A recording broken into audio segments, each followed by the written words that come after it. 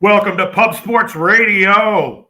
This is the Loshak and the Bag Show. Jimmy the Bag is back from vacation. Jimmy the Bag, how was your vacation? How was it? Do you feel refreshed?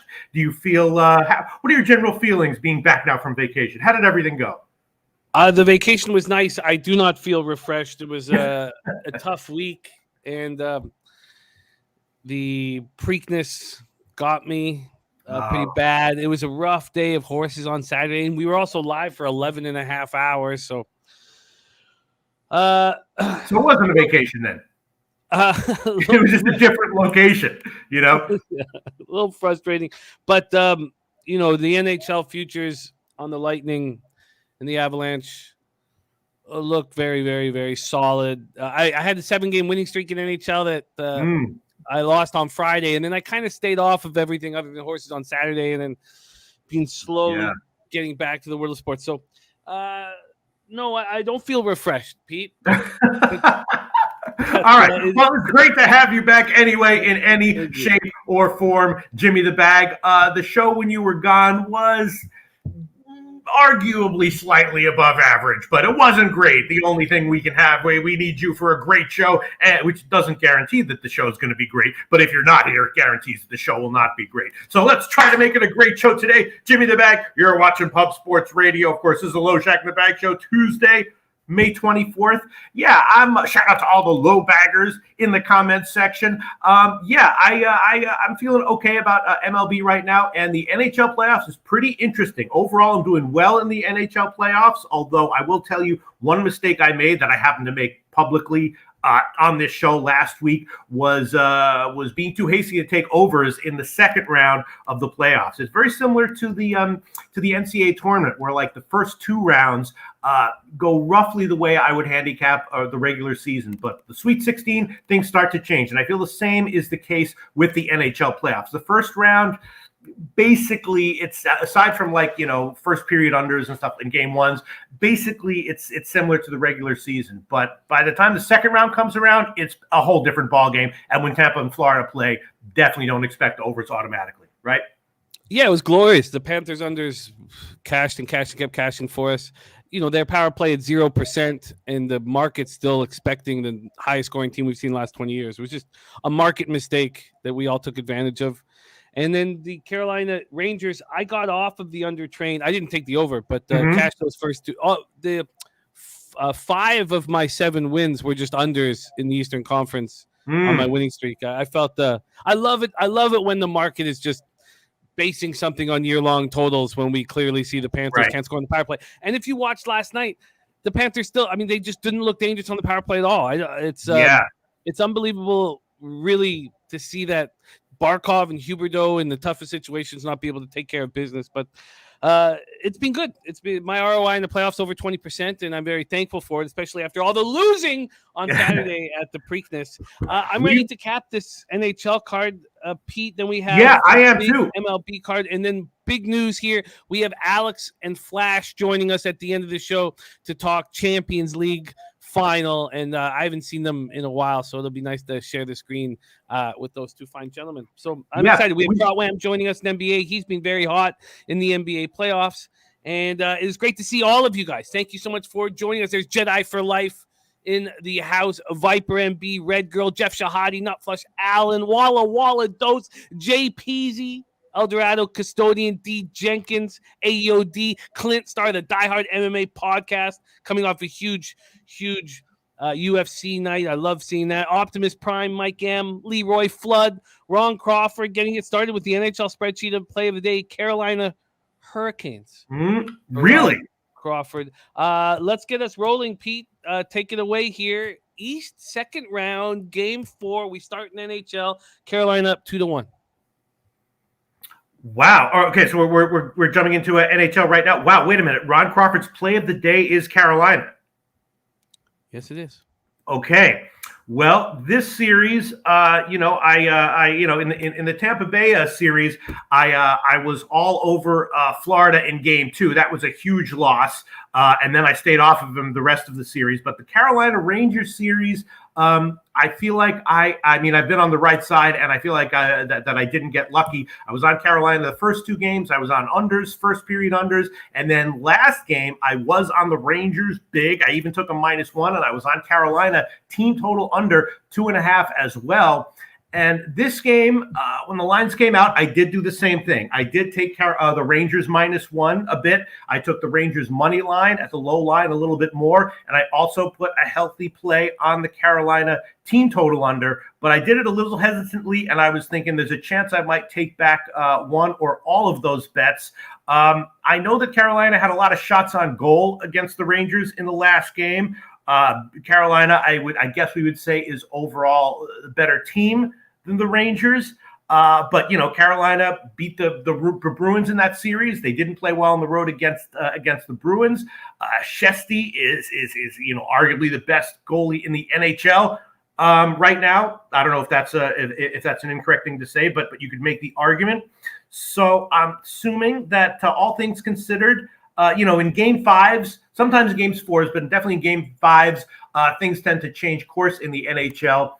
But this series, I was thinking, game four, one more time going back to the well of home team with the edge and low scoring.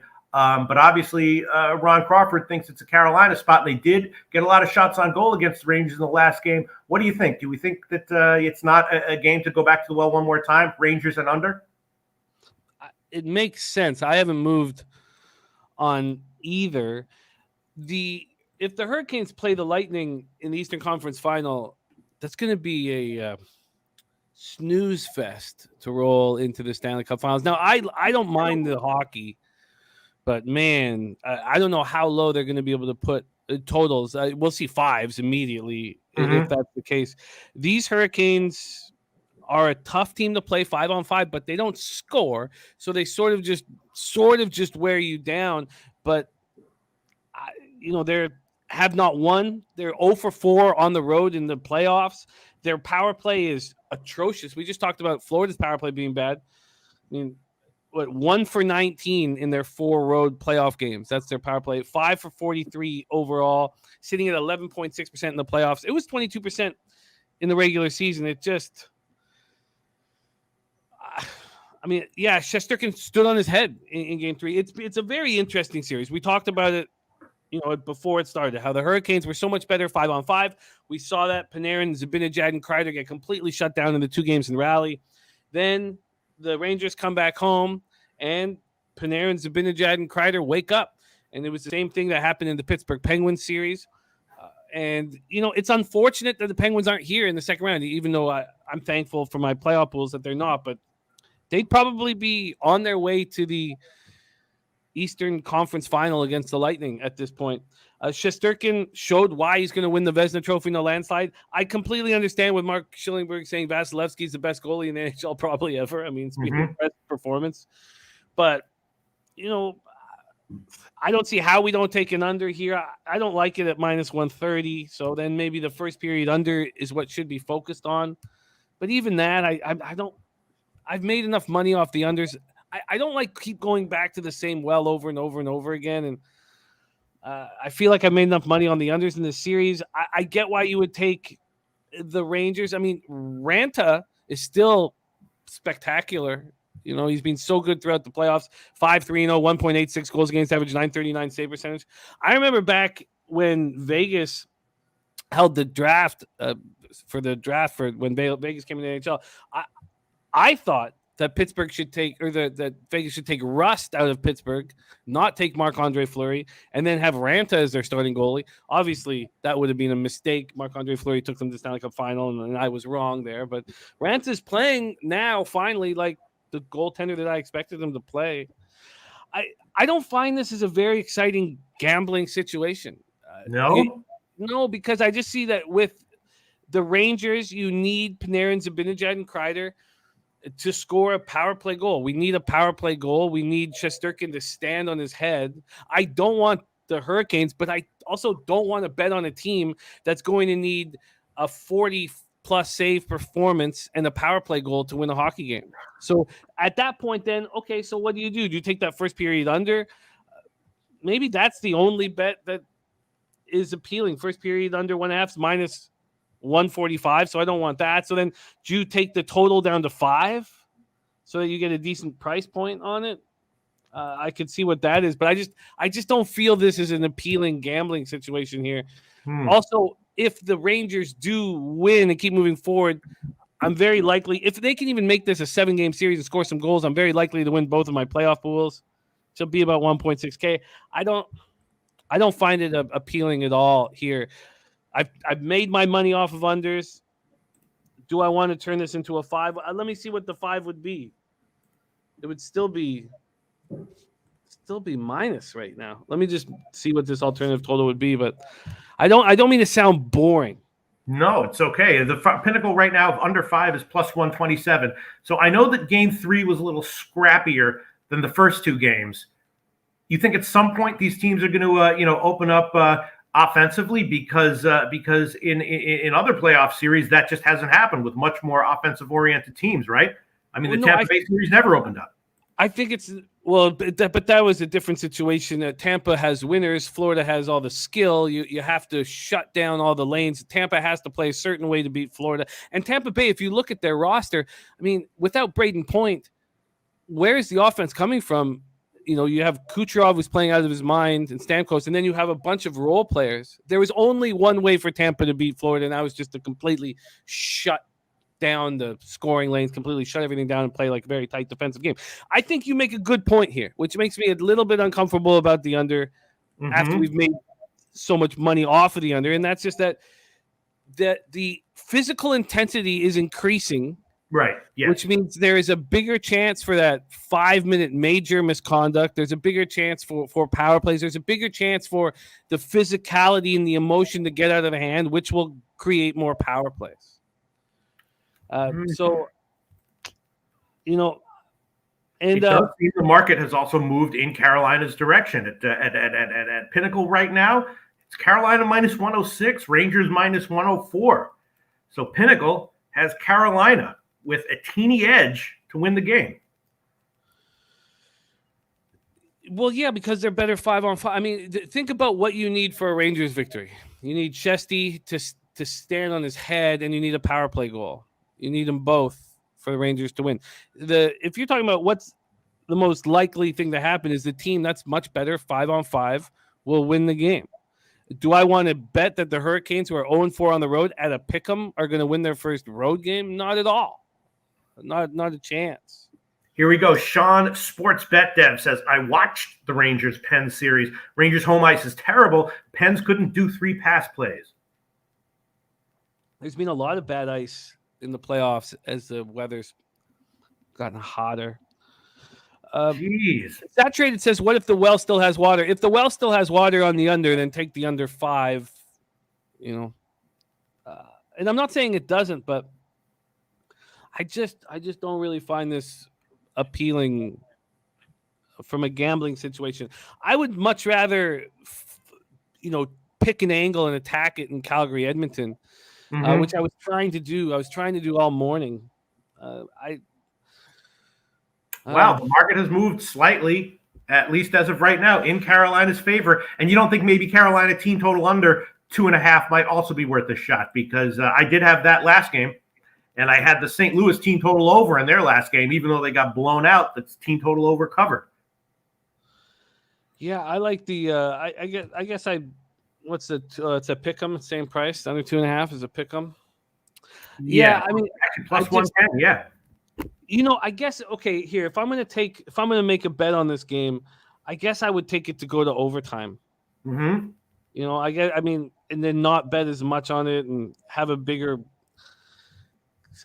score. Let me see. What is it to go to overtime? Anyways, it's going to be a very close hockey game if it isn't. So if it isn't, it means that the emotions got away and there's 5-minute majors and Ryan Reeves has destroyed someone or something like that has happened and tied after regulation 285. I mean, even that's not a good enough, but that shows you how likely it is that it will be a low scoring game. It is crazy, and we're all educating ourselves on hockey here. I mean, the Pittsburgh series was obviously very high scoring. And with Carolina, the Boston series was pretty high scoring. And in the regular season, Carolina was a team that I was looking at for team total overs and overs in general with most games. What has happened here? Why has it been so low scoring? Their power play stopped scoring. The same thing with Florida. When you can score on the power play, it gives your team confidence.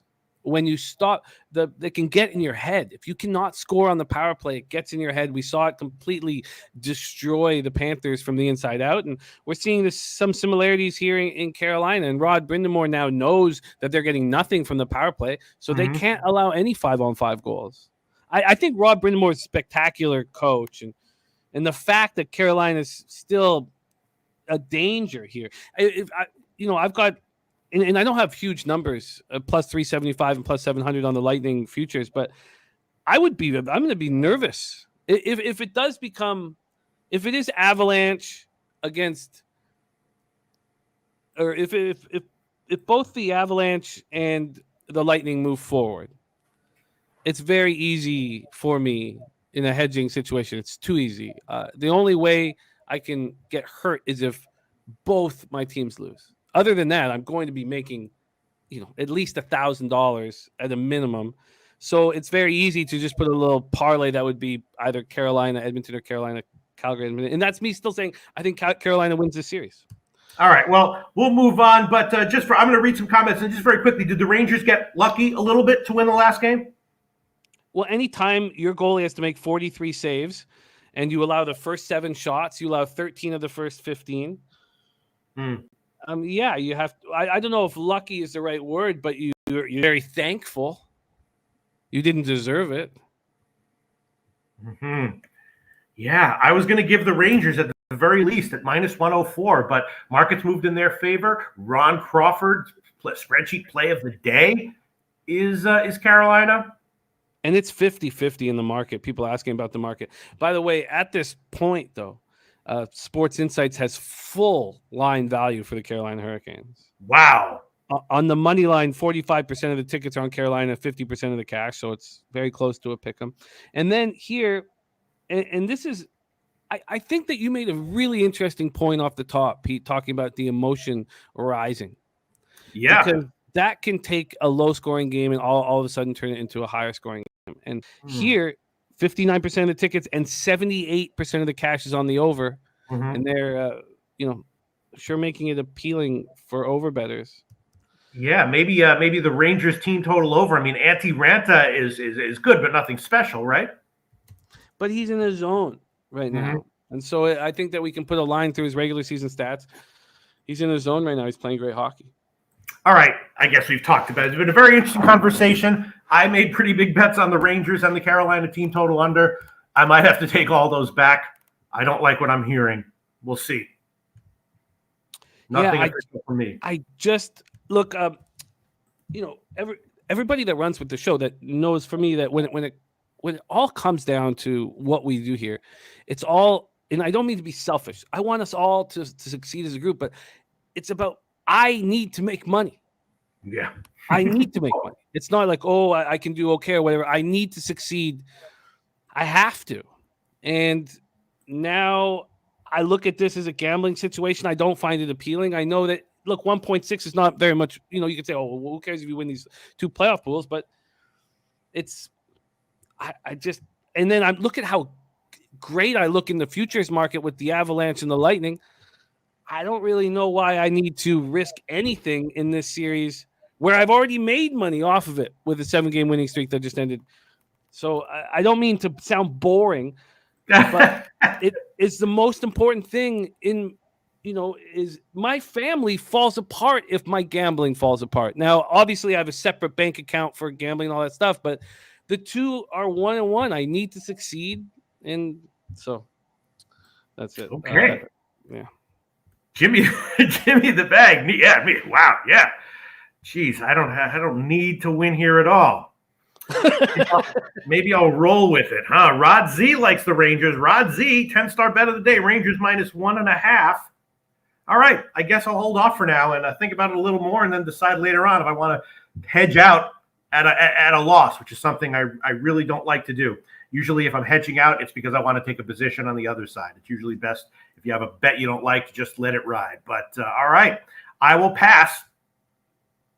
All right, let's move on. Let's move on to a fascinating spot in the West. Take it away. Yeah, Calgary and Edmonton. And again, overall, I've had an excellent NHL playoffs series. This series, Calgary and Edmonton, I have not made one bet on, and I don't think I ever even considered it, not because I don't think it's interesting, not because there weren't great positive EV opportunities, but because if there were, I had no clue where they lay. And of course, game one for of this series was 9-6. That's game one of a round two NHL playoffs. Went 9-6. Calgary, of course, blew them out. And then they lost 2 in a row. So what do we expect here? I guess I'll stop talking right now because I have absolutely no clue. I don't even have any uneducated guesses to make as to what's likely to happen here. So let's go to Jimmy the Bag and tell us why he thinks this is such a fascinating game and what he's thinking about betting here.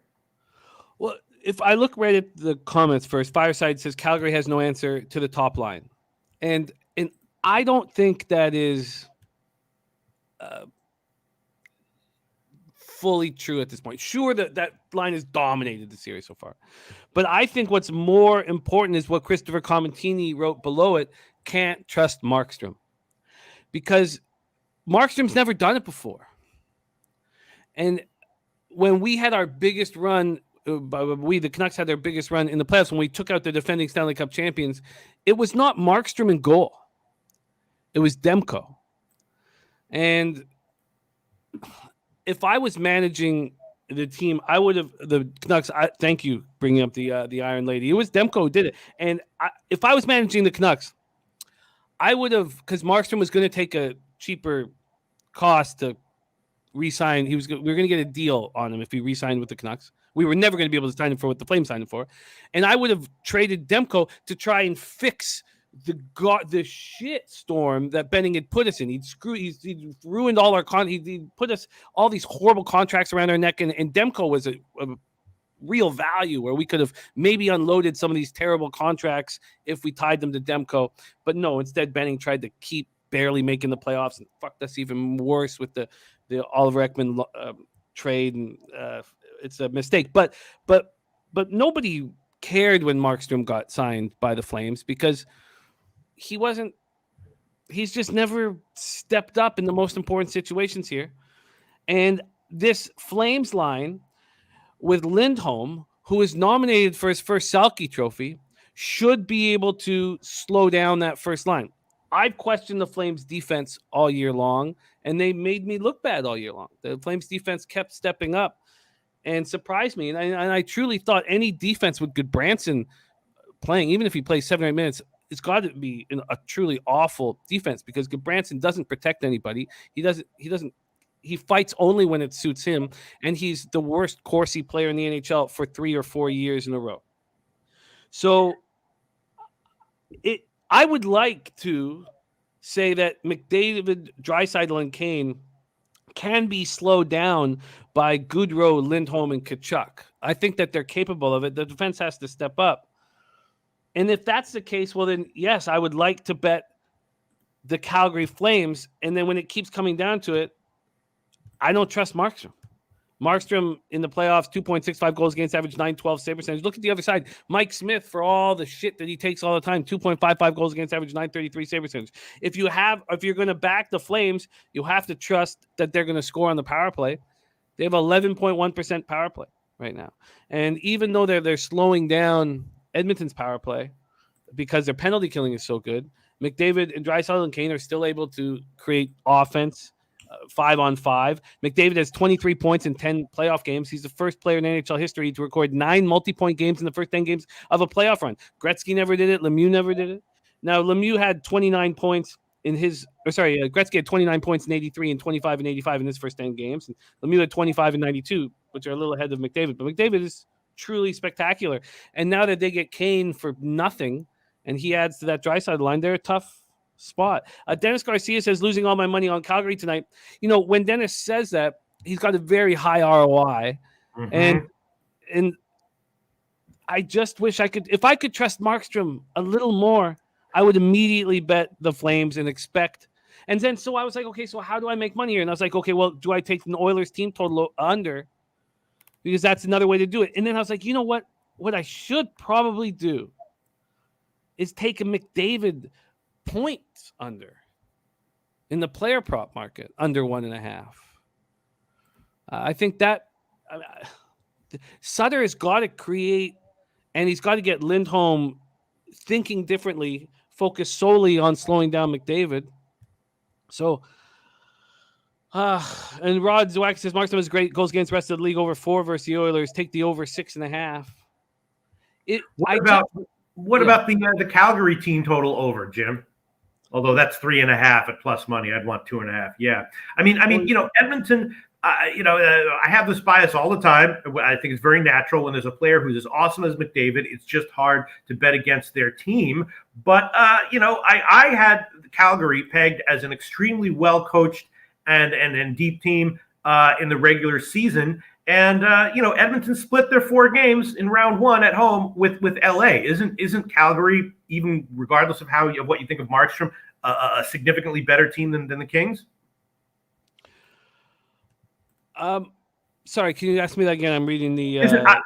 Edmonton. Obviously an excellent, impressive team, but they played 4 home games against the Kings in round 1, split them. And I had Calgary as rated, slightly, but clearly a bit better than LA, even regardless of how you grade Markstrom. So, would you not agree with that? McDavid is playing on another level, but teams should be able to have planned for what happens when you play the best player in the world. Do we have the Selke center iceman, and the Flames do? Do we have a shutdown defensive pair? You could say the Flames don't.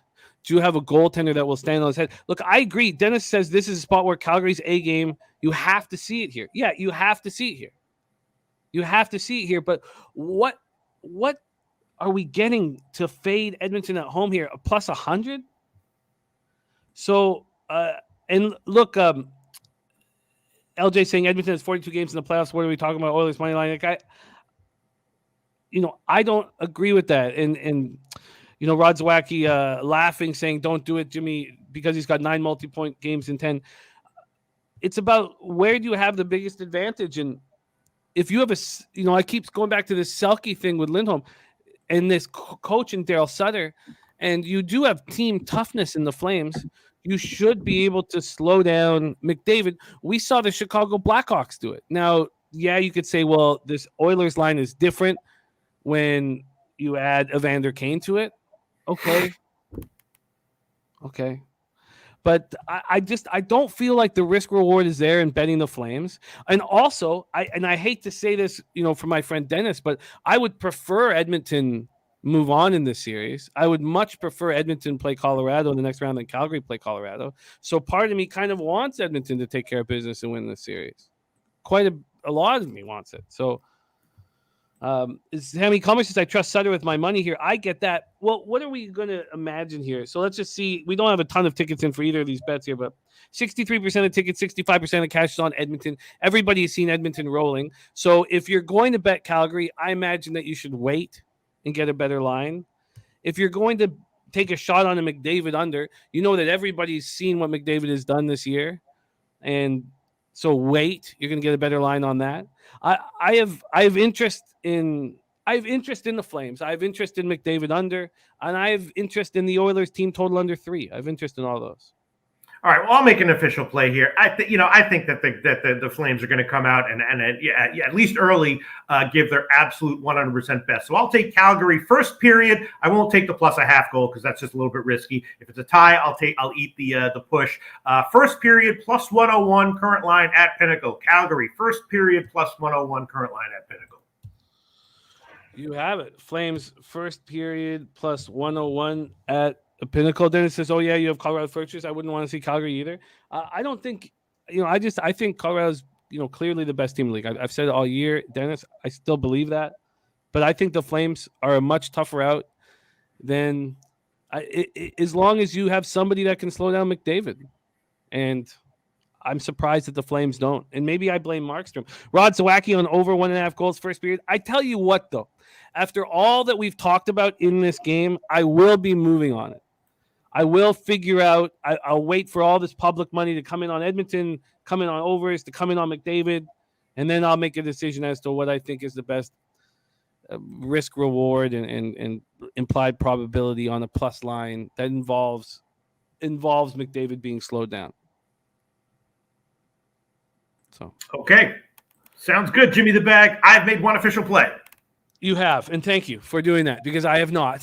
Flames first period plus 101. Flames first period plus 101, and this playoff is going exact. Other than maybe if the Stars had eliminated the Flames, but this is all just going swimmingly. We're making so much money. The futures look spectacular. So I'm a little hesitant to put myself in any kind of uncomfortable situation when I know I've got all this money coming in. Let's move on to MLB, Pete. Yeah. But Pete is in. Flames first period plus 101. Craig Wood says 71% of games since February of this year have gone under if the total starts at 6.5 to 7. Visitors' point streak is between 1 and 3. Home point streak between 0 and 4. Both teams have high winning percentage from Craig Wood. Jeffrey Blue says, I have home buyers from Canada who are big Oilers fans, just rooting for them, but lean Flames money line. And Rod Zawacki says, Avs versus Oilers is what the NHL wants to see. Okay. And Dennis also moving on Carolina. So Dennis is going to be on Carolina and Calgary tonight. Wow, Dennis. Wow, really? Okay. Let's move on to MLB. Pete, you ready to rock? Yes, I am. Yes, for sure. Let's go. All right, MLB card here. Let me move this over and let's get right to work. We'll see if Jose has a spot that he is attacking here for the say hey plays of the day. Rodney Barton says Oilers just look faster on the ice. Think it continues. Yeah, I just have a little concern about Markstrom, but I think Dennis is right, expecting the Flames' very, very best game. Is it going to be enough? Is the question. I'm looking forward to watch it. All right, we have a Dirty K prop from Sharpie. McClanahan over 7.5 strikeouts. Sonny Gray over 5.5. Burns over 6.5. And Gaussman over 5.5. We'll copy and paste that. Thank you for sharing all of that with us. All right, Pete, let's get to work. We start at 6:35 p.m. I've only made 2 bets in MLB to start the day. 6:35 p.m. Eastern. Pete, Colorado Rockies 19-22, 5-11 on the road at Pittsburgh Pirates 17-24, 10-13 at home. We're at PNC Park in Pittsburgh, Pennsylvania. Let's start with the weather in Pittsburgh at PNC. 71 Fahrenheit at first pitch, 7 miles per hour in, moves up to about 9.2 and closes at 8.3 mile per hour in. Let's go over to the line history in this spot. First game of the day. It opened up with the Rockies minus 105, and there's been a 5-cent move to the Pirates. The Pirates gone from minus 115 to minus 120. And from a total perspective, it opened, and it didn't open until 9:12 this morning at 7.5, and it is now at 8. So we have seen it go up a half run. Let's see if the money works with that. We have 1,916 tickets in. We do have 2 teams with full line value, and they will be coming up later in the show. 2 teams with half and then slivers. Here we just have a sliver on Colorado. I thought about moving on Colorado, but the big bets have come in on Pittsburgh, and I know that Colorado can't be trusted on the road. 40% of the tickets on Pittsburgh, 56% of the cash. 68% of tickets on the under, and 99% of cash on the under is very confusing as it's gone from 7.5 to 8. Freeland last start was a 5-3 win at home over the Giants. He went 6 innings, 7 hits, 3 earned runs, 8 Ks, and 2 walks. 4-1 with a 4.85 ERA, 1.57 WHIP, and a new contract given to him about 4 weeks ago. Rowan C. Contreras has yet to start a game. So we'll see the bullpen here Roansy Contreras has made 3 appearances thus far this year, and he's been pretty good. 3.52 ERA, 0.91 WHIP. We're just talking about 7 2/3 innings, but he has 10 Ks and 3 walks. The Rockies don't hit righties, 243, 698, but them not hitting righties is still better than what the Pirates do versus lefties, 236, 673 OPS. Rockies bullpen the worst in the league, 4.90 ERA, 1.45 WHIP, and the Pirates bullpen just a little bit better at 4.45 ERA, 1.33 WHIP. Paul Trippy says Pirates going to win. Freeland barely won it since the batters bailed him out, and it is time to hand it over to Pistol Pete Loshak. Take it away, Rockies, Pirates.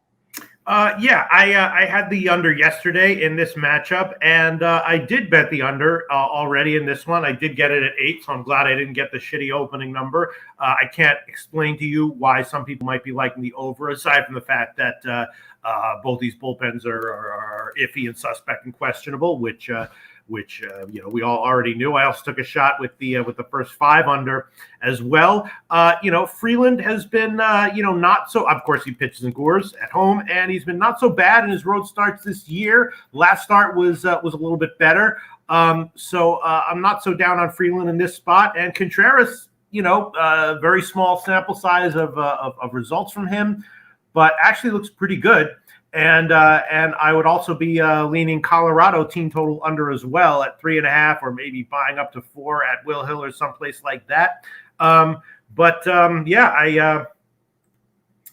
don't necessarily understand the move to the over. I did already bet the under myself at 8, and if I give an official play here, it might be on the Colorado team totals because. The bullpens are a little bit iffy, and it's possible if Freeland could get lit up. And in general, I'm higher on Contreras in this spot than Freeland. So that's my take on this one, Jimmy the Bag.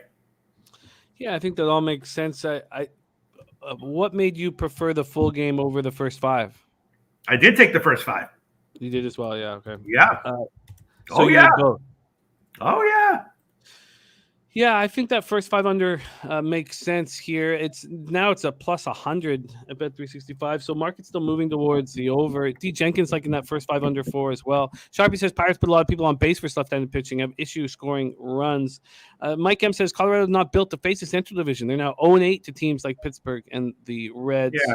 And you know what, Jim? I'm looking at Will Hill right here. You can make Colorado Rockies team total under 4 minus 140 an official play for me. I'll take that one. I could take 3.5 at plus money, but I'll just be a little safe here and a little bit statistically unwise and go for the 4 at minus 140.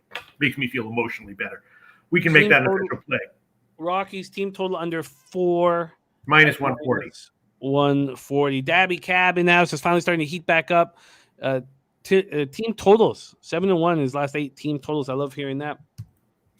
I think that first 5 under is appealing, and I will see what number that ends up at, but I will leave some asterisks. Trans Canada in the house. Rod Zawakis says Rockies on the road are awful. Pirates money line for him. Yeah, I would also be leaning Pirates and Pirates first 5 as well. This Contreras guy is a young guy. Anything can happen, but I like my numbers indicate a likely good start from him. I like it. Let's roll on. That is game number 1 on the docket. We move on to game number 2, 6:40 p.m. Eastern. Chicago Cubs at Cincinnati Reds. These Cubbies 17-24, 10-9 on the road. The Reds 12-29, 5-10 at home. They were just up here for 3 games as well in Toronto. Back at the Great American Ballpark in Cincinnati, Ohio. Why don't we start with the weather here in Cincy? 75 Fahrenheit at first pitch, 7 miles per hour in. It stays around there throughout the game. Look at the line history in this spot. Sorry, let me move over here. We have a 5-cent move to the Cubs to create a pick 'em, but the Reds were slight favorites to open. And then we have this total opening up at 8, getting bet in 5-cent increments towards the over, and now it's at 8.5, and the 8.5 towards this over is juiced. And it's interesting because my first thought, I was watching the market climb, I was like, I wonder why this market is climbing with the way Stroman and Molly have looked of late. Let's see if the money follows suit here. We have 5,333 tickets in. 45% of the tickets and 78% of the cash is on Molly and the Reds. 82% of the tickets on the over and 90% of cash on the over. And we've seen it move from 8 to 8.5. Stroman, 1-4, 4.88 ERA, 1.15 whip, 28 Ks and 31 and a third with 5 home runs allowed. His last start was a 3-1 loss at home to Arizona. He went 5 innings, 5 hits, 3 runs, 2 of which were earned with a homer and 6 Ks. Molly is starting to pitch quite a bit better, 2-4, 5.23 ERA, 1.35 whip on the season. Still 44 Ks and 20 walks, not the K-walk ratio that he's hoping for. His last start, he went 6 1/3, 2 hits, 1 earned run, no homers, 4 Ks, 2 walks, and a 4-2 win at Cleveland. Cubs are hitting 229, 679 OPS versus righties. Reds just 219, 661. That number is improving. Cubs bullpen 3.26 ERA, 1.20 whip, being very good, surprisingly good. And the Reds bullpen being awful, 4.81 ERA, 1.41 whip. Take it away here, Pistol Pete Loshak, Cubbies, Reds. Yeah, I did bet this game, and I did take Cincinnati. Took them on the first 5 as well. I think I like the first 5 a little bit more because, as you mentioned, the Cubs have, according to my numbers, an excellent bullpen, arguably the best in the majors to date, and particularly of late. So I like, and Cincinnati has a very subpar bullpen, according to my numbers. I like Cincinnati here. I've talked about Stroman a bit with you, Jimmy the Bag, and my explanation of Stroman has been pretty accurate. I don't know if you've noticed. He has a lot of volatility, high volatility, which is what you would expect from a sinker baller. I've talked about this a lot. Sinker ballers, when they're on their game, are unhittable. When they're off their game, they get crushed. Lots of sinker ballers in the history of MLB you could see that with, and Stroman is a perfect example of that. So when he was struggling earlier in the year, you remember I said I expect him to do a lot better overall in general going forward. And it's not necessarily that I'm down on him here, but with his better starts recently, I would expect a less good start for this one. And Molly also has some high volatility. He's also off a bunch of decent starts, but I have his numbers ranking him significantly higher than Stroman in general. So I would agree with all the money on Cincinnati. I did already bet that, and I'll make that an official play, but I'll just make it first 5 innings. Although I bet the full game as well, and I do like that one. And with volatility, I did bet the -1 line because with volatility, you want to take underdog lines. But for an official play, I'll just put Cincinnati first 5 innings as an official play. I'm seeing -106 at Pinnacle, so we'll go with that one. Reds -106 first 5. I like it. I think it makes perfect sense. I think it correlates with the market, correlates with how I feel about the game, and I will be rolling with you as soon as I can move on it. I like the breakdown. Great job. I will be on Reds first 5 with Pistol Pete Loshak. He got -106. I won't get that number.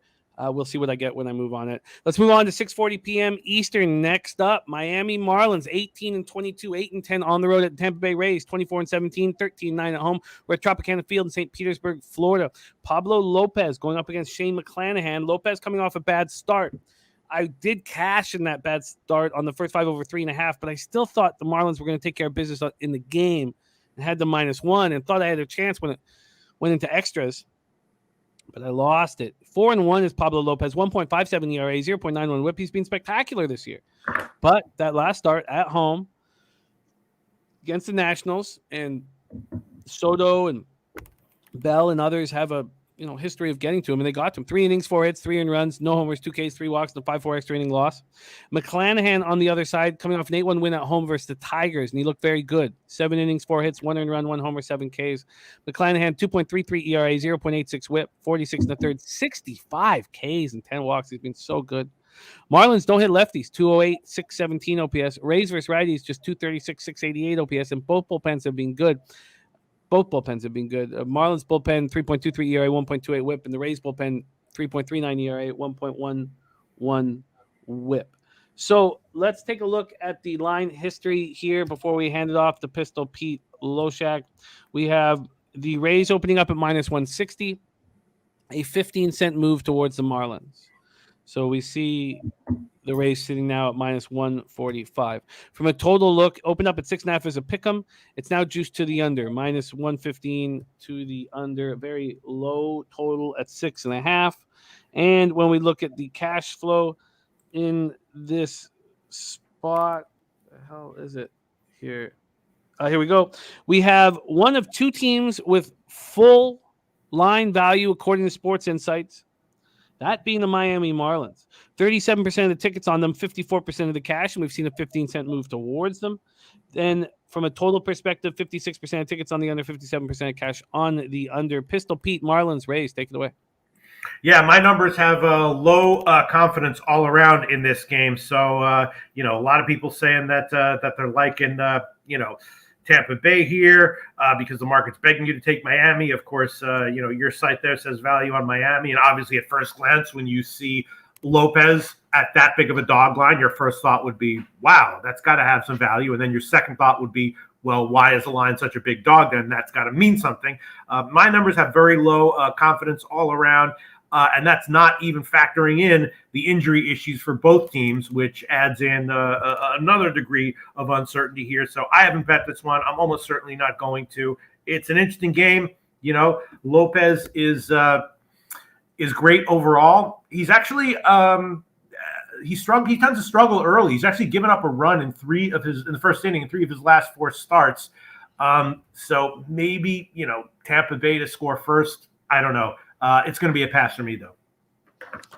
Yeah, I can see why. Sharpie says I'm on Rays money line -145. Says waiting live bet the under if the first goes like I see it. And first inning issues. Sorry, just one comment, Jimmy.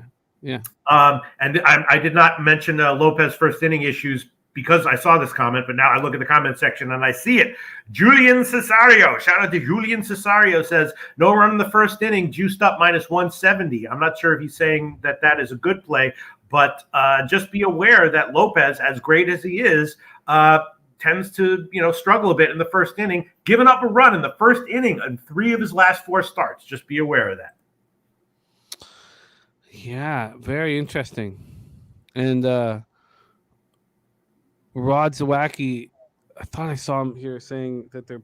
Let me see here. I thought he said that they're begging you to take the Marlins at this price. Right. I mean, when you look at, I mean, Lopez is a legitimate stud starter, and then you see him here getting, a healthy dog line, and you're like, damn, I've got to take that. And then your second thought is, but they're begging me to take it. Why would that be? Okay. Well, I guess then I will pause there. Pause for me. Let's keep rolling right along. Next up, 7:05 p.m. Eastern, we have pitchers that just faced each other.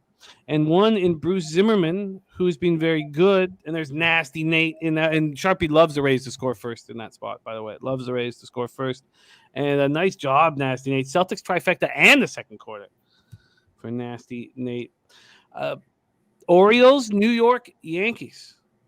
Baltimore Orioles 18-25, 6-14 on the road. Rod, I will check my Twitter messages, but I grew up watching the Oilers destroy the Canucks. Beat us by 5 goals, 6 goals, just destroy us. Come in every time and just destroy us. And I did develop a sincere hatred for the Edmonton Oilers. And for all the teams that came in and beat us, which was every team in the NHL. So I despise every team in the NHL, not named the Vancouver Canucks. So I do have some issues around that. But we can discuss that, my friend. Okay. Bruce Zimmerman. Last out, and now he's faced the Yankees. What is this his 4th time? I believe it's. Yeah. Whew, both of them has faced the other team 3 times already. That is very difficult. Zimmerman, last out, did not look good against this team, but they pulled out the 9-6 win at home. 5 innings, 7 hits, 5 earned runs, 1 homer, 1 walk, 2 Ks. Zimmerman's been good this year, but starting to slip a little bit. But maybe that's the fact that he keeps seeing this Yankees team that's hitting 242, 751 OPS versus lefties. Jordan Montgomery on the other side against the team, the O's, who have hit lefties hard the last couple of years, but not this year. 214, 602 OPS. He went 5 innings, 7 hits, 3 earned runs, 1 homer, 3 Ks, no walks in that 9-6 loss. But he's had a good year. 3.35 ERA, 1.12 WHIP. Both bullpens have been excellent. Who would have thought we would say that about the Baltimore Orioles bullpen this year? 3.08 ERA, 1.20 WHIP. Let's take a look at the weather in New York. 67 Fahrenheit, 8.4 miles per hour, slightly in right to left. It dies down to 5.2. Then we'll take a look at the line history in this Yankees spot. We have the Yankees opening up at minus 260. There was a 10-cent move towards the Yankees, and it came back, so it's exactly where it started. Plus 215 for the Orioles, minus 260 for the Yankees. From a total look, it opened at 8, juiced to the over, and it's now 8, juiced heavily to the under. And this move came this morning at about 9:30 a.m., which caught me by surprise and made me excited to talk this game out with you guys. 6,973 tickets in, 81% of the tickets, 84% of the cash on the Yankees, and no movement. And then 52% tickets, 60% cash on the under, and yet the market moves to the over. Very, very interesting. Oh, we have spreadsheet plays of the day coming in. Both and Taint. Taint play of the day, team total over for the Angels. Spreadsheet play of the day is the Angels. Can't wait to talk about that one. But right now we're talking about Orioles, Yankees. Pistol Pete, take it away. First of all, I would say that, I have my bullpen ratings here. I would rate Baltimore's bullpen as just middle of the pack. Not just in my personal opinion.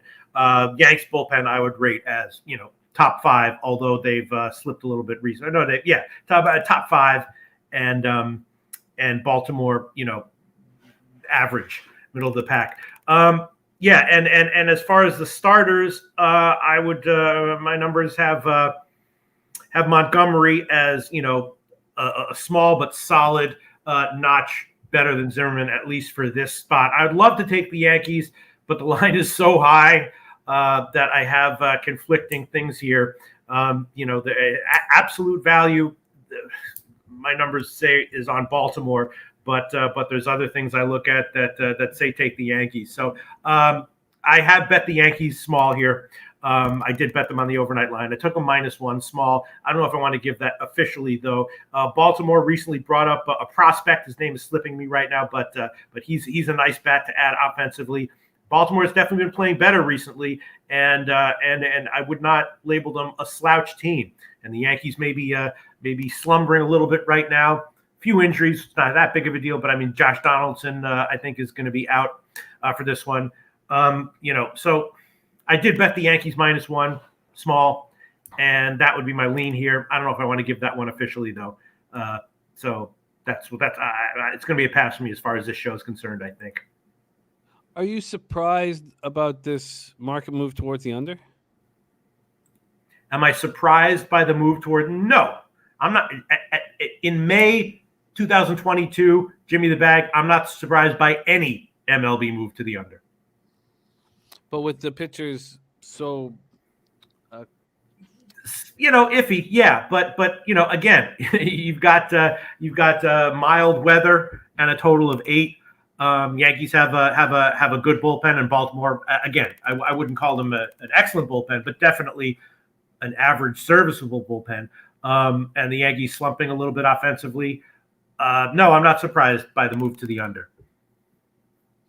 Because Judge hitting 455 with 2 homers against Zimmerman, Stanton hitting 444 with a homer, Rizzo hitting 667.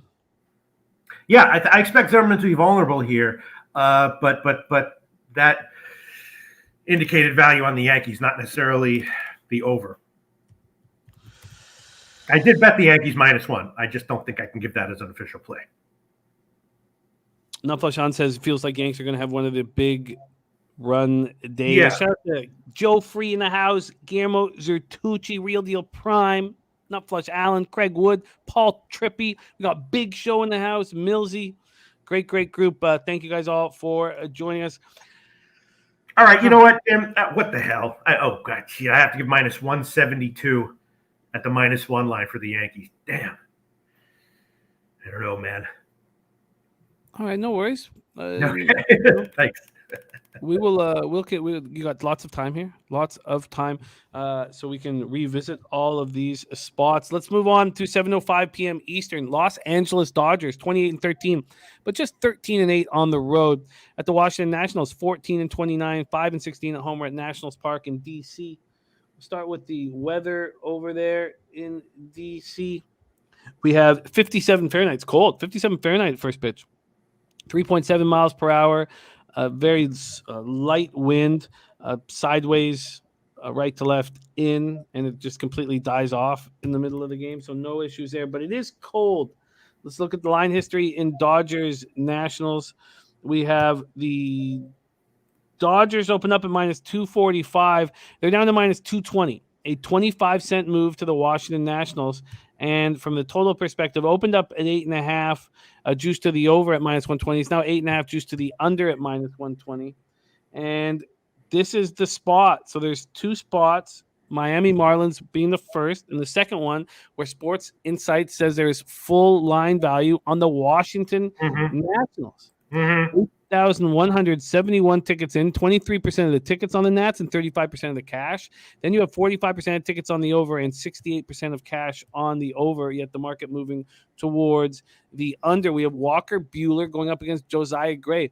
Buehler coming off 5-3 win at home over Arizona. He went 5 innings, 6 hits, 2 earned runs, 4 Ks, and 2 walks. Buehler 5-1, 2.89 on the year, 1.22 whip, 39 Ks and 46 and 2/3. Josiah Gray coming off a 6-inning, 6-hit, 3 earned run quality start, allowed 1 homer, 7 Ks, and no walks, and a 5-4 extra inning win at Florida. 4.36 ERA, 1.27 whip, and 46 Ks and 43 and a third, but that's 18 walks, and has allowed 9 home runs. 9 home runs in 43 and a third. The Dodgers hitting 251, 772 OPS versus righties. Same old story. They smash righties. Nats versus righties is 256, which isn't a bad average. A higher batting average than the Dodgers, but no power. 695 OPS. Nats bullpen been struggling this year. 4.23 ERA, 1.37 whip. They were expected to struggle. And the Dodgers bullpen has been very good as always. 3.13 ERA, 1.07 whip. Take it away here, Pete. Dodgers Nationals. Yeah. I wish you hadn't said the value on Washington thing before, because I was that's the way I was leaning, and it's not because I'm copying whatever. What site are you getting that from? Sports Insights, or what did you say? Yeah, from Sports Insight. I didn't bet it though. On the overnight line, my numbers indicated that there was value there, but I didn't pull the trigger on it. Now that it's down to the plus 180s, I'm not going to. It's mostly I was all over the Dodgers yesterday and the Washington team total under. I hit both of those. Washington is a legitimately fadeable team. The issue here is just that I have Buehler as not necessarily a bad pitcher, but as likely to be overvalued going forward. I don't like some of his peripherals, so I'm looking to fade him in general, probably. The problem is just that, like, the Dodgers, oh, shit, I got to plug in my battery's about to run down. Can you give me a second, Jimmy the Bag? Yeah, absolutely. Yeah, absolutely. No worries. Fap win making 2 big boy bets today. Angels run line minus 1.5. So we have Fap correlating with Taint and correlating with Ron Crawford's spreadsheet play day. And he's got to look on Australian racing, race 8 at Sale, race 8, the 6 House Spouse. Okay, I will copy and paste that. Thank you, Fap win. My guy, it's been a rough. It was a rough Saturday for me. That means I had a rough Saturday Derby. I had a rough fucking Preakness. I need to figure my shit out for the Belmont Stakes. Pistol Pete. All right, here. I'm back. Sorry about that. I just I thought my computer was plugged in. It wasn't. So anyway, it's just the thing about fading Buehler is that the Dodgers are so great and they can bail him out at any point in time. And he's also, not like a subpar starter. Just I'm looking for him to be a little bit less dominant than he has been in the past, and people are expecting him to be. But then, on the road against Washington with Gray starting, it's just a tough situation. So there probably was value with Washington in the plus 200s. Now at plus 180, I don't know. I'm not going to give it officially. And Gray is definitely vulnerable for sure. His numbers are significantly worse than Buehler, according to what I look at. So, it's going to have to be a pass for me. Just too many strong factors going in opposite directions. But going forward, I'm looking for Buehler to be, maybe a little bit overvalued one way or another in spots. Yeah, that's an interesting take. He certainly has not looked as dominant as before. Real Deal Prime says Gray 0 walks last game. He will be on the attack. This is not concerning Viper at all. He's on the Dodgers' first 5 minus a half. Mm-hmm. And yeah, I don't. If you bet against the Dodgers in all 21 of their road games, you'd be laughing.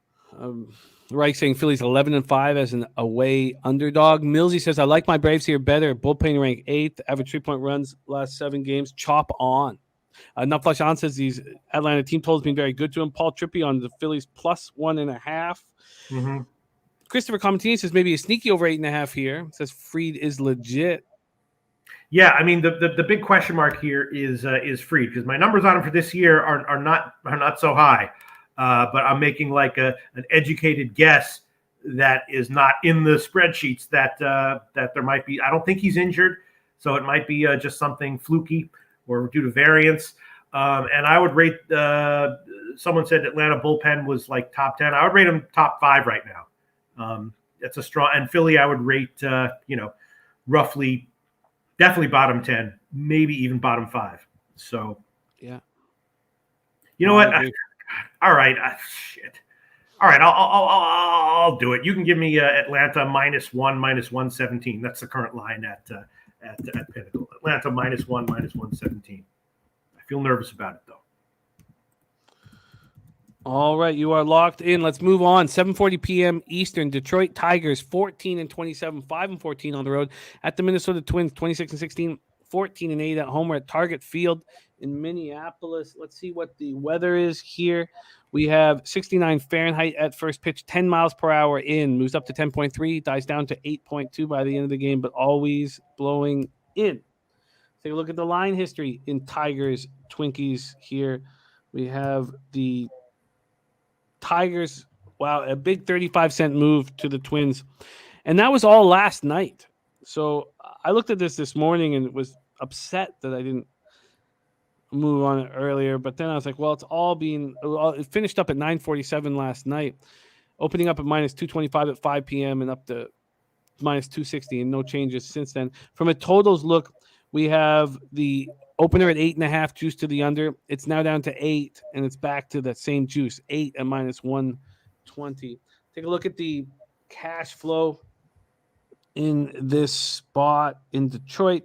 We have 5,674 tickets in, 75% of the tickets, 95% of the cash on the Twinkies.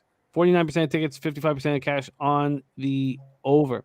5% the line is too high off this game. Red Girl says Twins here all day.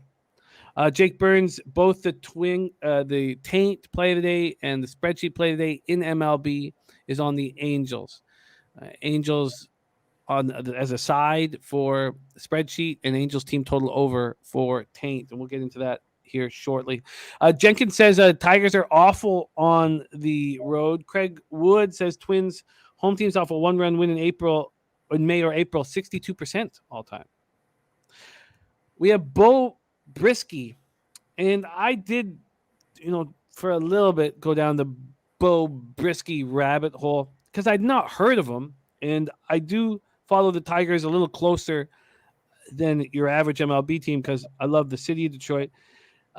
And I'd not heard of Brisky. 27th round pick in the 2019 draft out of Colorado State. So wasn't wanted out of high school and was a very late pick out of Colorado State. He did not look good in his last start. 5 1/3, 9 hits, 6 earned runs, 2 homers, 4 Ks, 1 walk, and an 8-1 loss at the Rays. He's not looked good in the majors. 15 Ks, 11 walks, terrible K to walk ratio in 26 1/3. And they're dealing with a lot of injuries to that staff, and that's why he's being utilized. Sonny Gray, on the other hand, coming off a great start at Oakland, a great start that Sharpie had predicted he would have. 6 innings, 6 hits, 2 earned runs, no homers, 5 Ks, 0 walks, and 14-4 win at Oakland. 3.48 ERA, 1.26 whip. Twins versus righties, 237, 700 OPS. Tigers versus righties, the worst in the league, 210. 585 OPS. Tigers bullpen being lights out, 3.05 ERA, 1.09 whip. Twins bullpen, 3.61 ERA, 1.22 whip. Take it away here, Pistol Pete Loshak, Minnesota, Detroit. Yes. Okay. So I'm looking at this. Yeah, the Tigers bullpen has been good recently. Overall on the year, though, I have them subpar. We'll see what we expect from them going forward. Yeah, I have been generally fading the Tigers and generally winning with that, taking them either betting against them or betting on team total unders with them. And I don't think I'm going to be able to give this line officially here at the current line. But, on the opener, I did take a small shot with Minnesota. I took a small shot with Minnesota first 3 as well. I think that it's probably another nice solid start from Sonny Gray here. He's vulnerable in spots, but this is not one of them. So I just don't think I'm going to be able to give Minnesota at -1 or something like that. And I don't think I want to give the Detroit team total under, which I'm assuming is 2.5. Yeah, 2.5 at +110. But yeah, I will admit that I did bet small on the overnight lines, Minnesota -1, and the first 3 inning line as well. Yeah, I completely get it. Does Brisky look as vulnerable as I think he is? Let me see. I don't even remember. Let me see what I have him as not awful, but not great. I have him, I wouldn't quite say vulnerable, but definitely far from good or far from great and not good. All right. Okay. Well, let's keep rolling here. This is wild what's going on here in Toronto. 7:45 p.m. Eastern. Toronto Blue Jays 22-20, 8-12 on the road. St. Louis Cardinals 24-18, 11-8 at home. Things can't be going worse for the Blue Jays, and yet they're still 2 games over 500. Their hitting with runners in scoring position is just unbelievable. We're hitting 179 with runners in scoring position, by far the worst in the league. And then you have Lourdes Gurriel, who is such an important bat. At times, you could even say in September of last year, he carried us. And he's got a whole new stance, whole new thing going on at the plate. And he's walking more, but he's not hitting at all. He is the top 10. Him and Kirk are in the top 10 worst averages in the entire league with runners in scoring position. 2 players we don't want there. A lot of problems here. Teoscar Hernandez, coming back from injury, is hitting 160. So things that couldn't be going any worse. And they're still 2 games over 500. I'll check that out for you here in a second, Red Girl. So it's pretty unbelievable.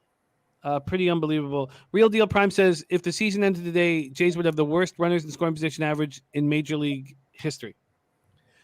And we have Kevin Gausman, who was a spectacular signing in the offseason. 57 strikeouts, 3 walks in 50 innings, 1.04 whip, 3-3 on the season, going up against Jordan Hicks. Gausman's last start, 5-1 loss at home versus the Mariners, hasn't looked quite as dominant, but still, he's had a great season. 5 innings, 7 hits, 2 earned runs, 1 homer, 3 Ks, 1 walk in a 5-1 loss at home.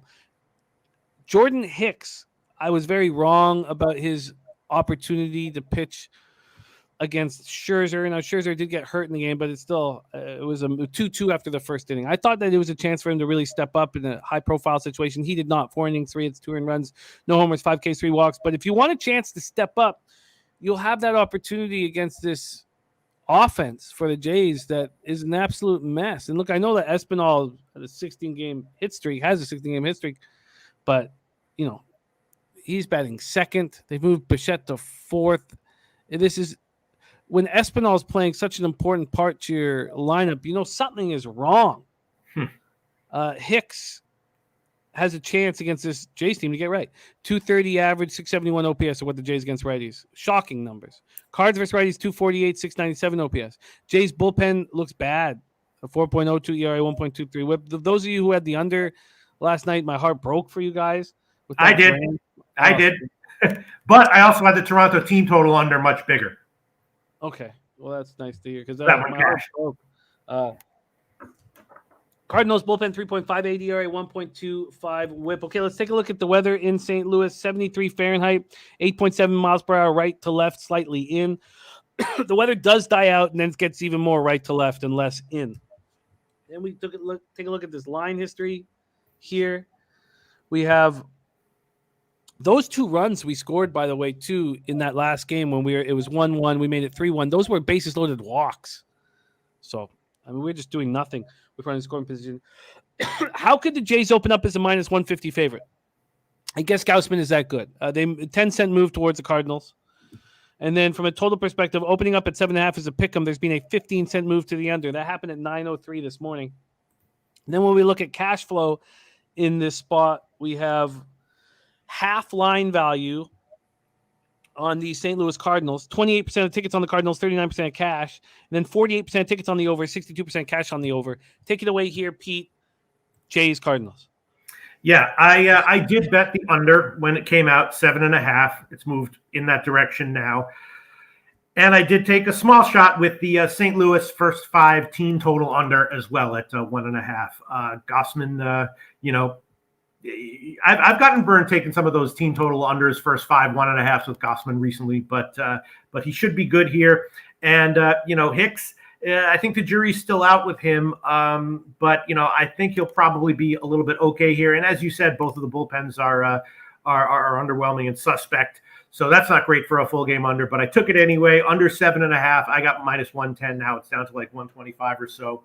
There is something up with Toronto. I'd love to take a shot with Toronto first 5 or first 3, but I haven't pulled the triggers on those yet, and I don't know if I will.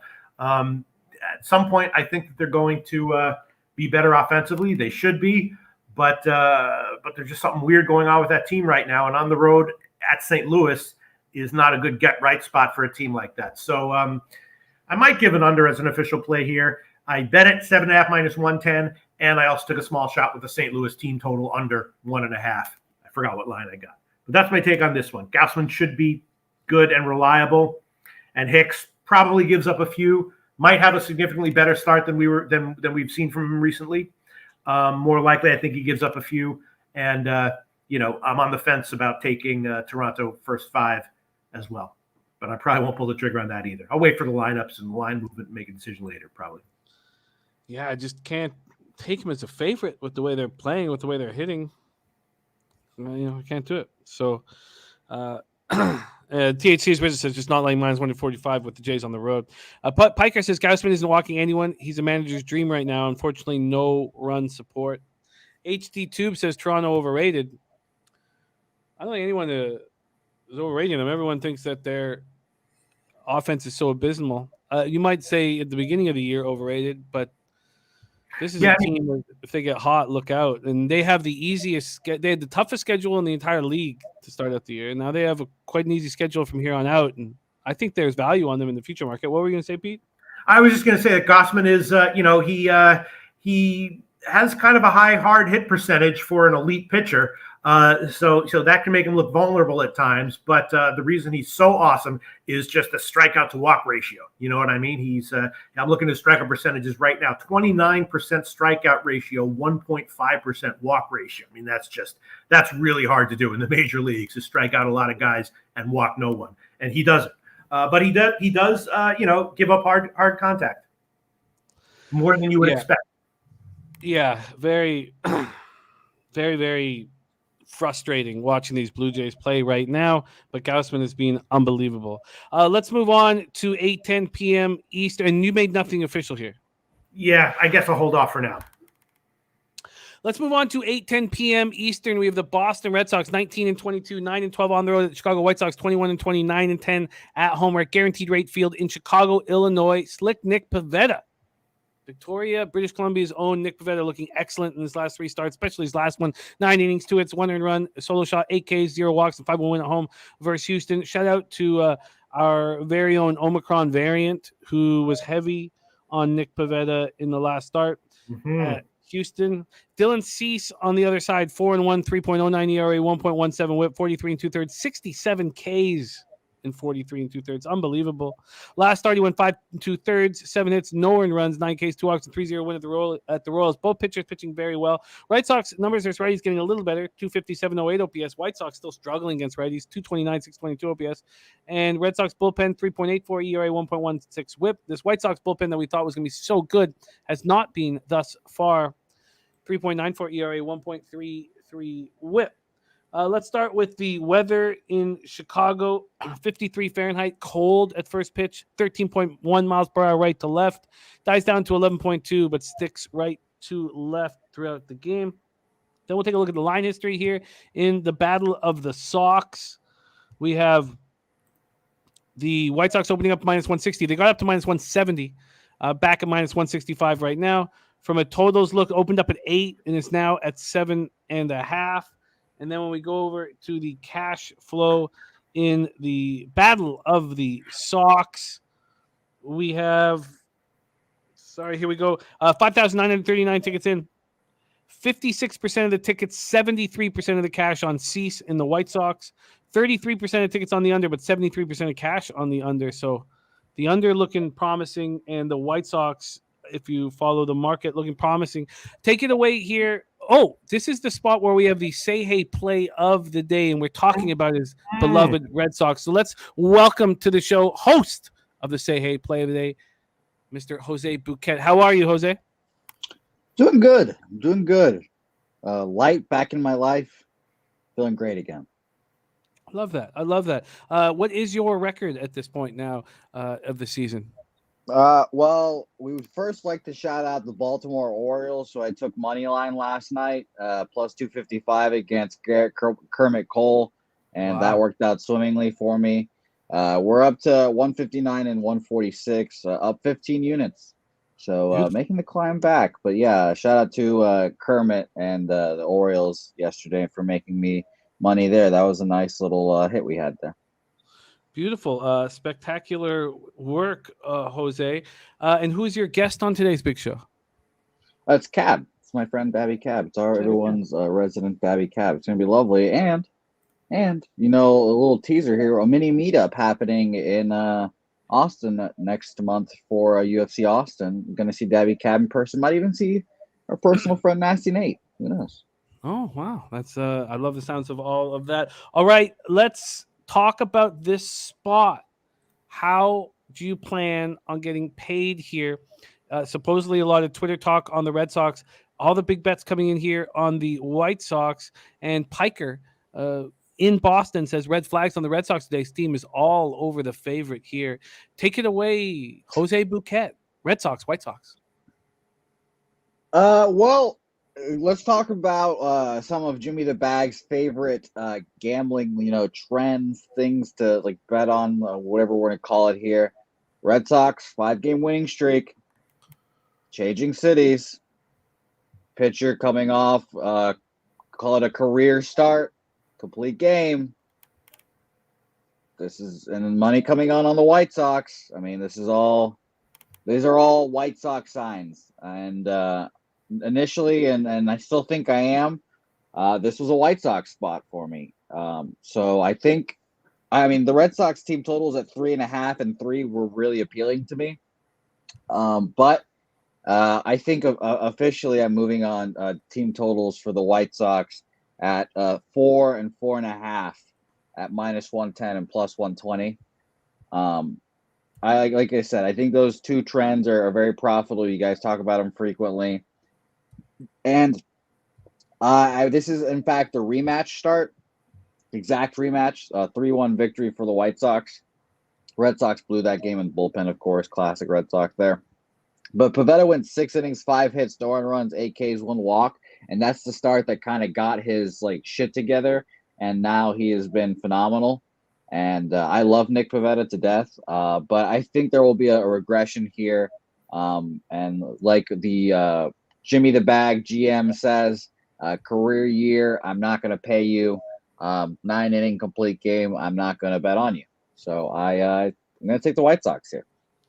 I like it, but you're only going to focus on the team total? Yeah, I'm only going to take the team total. Shout out to Nufflush Allen, who's popularized these team totals amongst all of us, I guess. I hear him talking about them all the time. Minus 170, obviously, shitty price for the money line. You can get a minus 1.5 at plus 125, sure. But, if I can just hit the ladders on both of these, I'll be perfectly okay. And the Red Sox bullpen, obviously, is not the best. Off a rest makes me feel better about them. But if we get 2-3 from Pivetta, which would still be a pretty good start, I think this will cash pretty easily. And I like the over too, obviously, since I was kind of looking at both team totals, looking at them being so low, questioning it. Can you give me your juice on the team total over 4 and 4.5 again? Minus 110 and plus 120. Minus 110 and plus 120. All right, Jose Bouquet on the board. Let's head over to Pistons. Now, again, just one note, though, about the winning streak. It is 7. This is the magic number. 7. What you say? 7. But I hear what you're saying. What's 5 and 7? Let's move over to Pistol Pete. Red Sox, White Sox, Pivetta, Cease. Yeah, this is one I did bet on the overnight, and I'm agreeing with everything that you guys are saying and everything that you've been reading, Jimmy the Bag, and I think the comment section seems to be a little bit split, but I took the White Sox. Cease, statistically, I'm pretty high on, and Pivetta, I do expect a regression from, and this is as people have said, not a great spot for him. I don't really like, the White Sox are kind of like a little bit Blue Jays-esque, actually. Should be a little bit better, and they're not as bad as the Blue Jays in terms of makes me nervous betting on them, and I feel like I get let down on them by them. But it's in the similar vein, so it makes me a little bit nervous. But this is mostly just a play on Cease versus Pivetta. So I bet, and I like the first 5 and the first 3 as well. We can make the first 3, the White Sox first 3. I'm going to quote a Will Hill line here. First 3 innings for the White Sox, actually minus 150, which is a little bit higher than where I bet it. But White Sox first 3 minus 150, and I also like the first 5 as well, and I bet that one. Can you also touch on how these first 3s are action, always action? Yeah, I mean, that's how Will Hill does it, and we don't use shit books in these shows, but Will Hill's not a shit book, putting ads everywhere up in New York. So as long as we're using Will Hill lines, and these are all, of course, virtual bets, and the 3-inning bets are action, not listed pitchers. So yeah, minus 1. Yeah. So if Cease is replaced and my bet, is still live, that will not be good, but that's just the way it goes, Yeah. No, important point. So I just want everybody to know. So that when Pete makes the first 3s at Will Hill, they're action. So what is keeping you off full game? The White Sox runners in scoring position woes and their bullpen struggling out of the gate? I definitely have the Red Sox bullpen right now as rated significantly higher than the White Sox. Yeah. I don't trust the White Sox that much as a team in general. And again, these bets are just the bets that I made are really just Pivetta versus Cease. So that's why. I get that. And you guys know that I moved on the White Sox very confidently, I think on Thursday of last week, and got minus 140. Well, it's now minus 125. So I think it's a really strong futures bet is on the White Sox right now. The Jays, by the way, when I thought I waited to the right time, they're now 12-1 from 10-1, from 8-1, where they actually opened the season. And their AL is now plus 475 instead of the 425 that I moved on it, or plus 350 that opened. And the division. At what point do you bet it again? I don't know. This is a good question because I only put 200 on each of those bets so that I could go in again. Mm-hmm. So I don't know. If you feel ever, Jose, you think now is the time, let me know. But I certainly need to see 2 men, Teoscar Hernandez and Lourdes Gurriel, heat up. When they do, as soon as they do, I think it's that time to press the button. I mean, you're looking at it's Silver Slugger 2 years in a row for Teoscar Hernandez, and he's just doing nothing right now. So I'll have to wait and see. I love it, you guys. We have play of the day. Team total over 4 for the White Sox. Sorry, let me put White Sox here. And team total over 4 minus 110, over 4.5 at plus 120. And the record is very strong. Dabby Cab on the show today. Could you give us that record one more time? Yes. By the way, let's give out this guy shine. He wants to shine. And it's sad that we've gotten to this point, Jimmy. It's really sad that we've gotten to this point. MMA locker room, Mills. He's now celebrating. What is it? May? Is it May? May championships. Congratulations to the New York Yankees, first place in the AL East. in May. Congratulations. I want to congratulate them because they have not done shit in the playoffs. They spent $3 billion, have not won a playoff game in ages. They're just horse shit, and Garrett Cole is a bum. And he made me money yesterday, plus 255. And I hope that Mills enjoys that franchise or whatever team he's a fan of that day. But it is 159, 146, up 15.42 units on the year. Fuck the Yankees, and I can't wait for them to fold like the pancakes they are. That seemed like some real anger there. What do you think, Pete? Real anger? Yeah. It didn't quite seem like real. I've seen real anger, Jimmy the Bag. That's not it. I can give you real anger right now if you want. I'm a decent actor, as we all know. Actually, Jim, are we allowed to double up on like first 3 and first 5 or whatever? Or can we do that in this show? You can bet first 3 and first 5, absolutely. Yeah, all right. We'll throw that one on there as well. I'll use a heritage line, minus 165. I'll double up. I mean, I like the handicapping. So, so we'll double up on that. First 3 at minus 150 and first 5 at minus 165. All right, there we go. I agree with the White Sox. Look, I'm not sure exactly how to move on it. So Jose was leaning towards the over in this spot. Is that your lean as well? Yeah, I mean, fuck the Yankees. I can't. That's not really anger, as far as I know it. What was your question again, Jimmy Bag? Are you leaning towards the over in this game? Because no, Jose is. No, no. I have no opinion on the total, actually. Hope he cashes, though. All right. Let's move on. That is Red Sox or White Sox. We moved on to the only bets that I have made here, and that's the Houston Astros. I moved them on the first 5 minus 1 and the full game minus 1.5. I've watched enough of the Guardians against lefties. 205, 595 OPS. And I've seen enough of Zach Plesac, who's coming off a decent start, a quality start against the Reds at home. Now you're going to face a much more difficult situation. He did go 6 hits, 2 earned runs, 1 homer, 3 Ks, 2 walks, and a 5-4 extra inning loss. But he pitched fine, but he's got 20. He can't get strikeouts when he needs them. 23 Ks and 38 and 2/3. He's allowed 6 home runs in those 38 and 2/3. And I believe that he will get touched here, and Framber Valdez will take care of business, coming off a great start at home versus the Rangers. Now he gets a second consecutive home start, a situation I like. And Astros hitting 238, 740 OPS versus righties. The Astros now have a bullpen that is arguably, I'd love to hear what your numbers state, but that 2.65 ERA, soundly the best in the league, 1.14 whip. And Guardians bullpen has been good. Kyle Hitlian says Plesac sucks. And I like that. Jenkins says Houston 12-4 is home fave. Cleveland 5-11 as road dogs. I got, and this was the only bets I made. I'll have to pull it up here, but I believe I got minus 106 on the minus 1 and minus 105 on the run line. I'll double check that. Let's start with the line history in this spot here with these Astros. They open up at minus 200. They're now minus 225.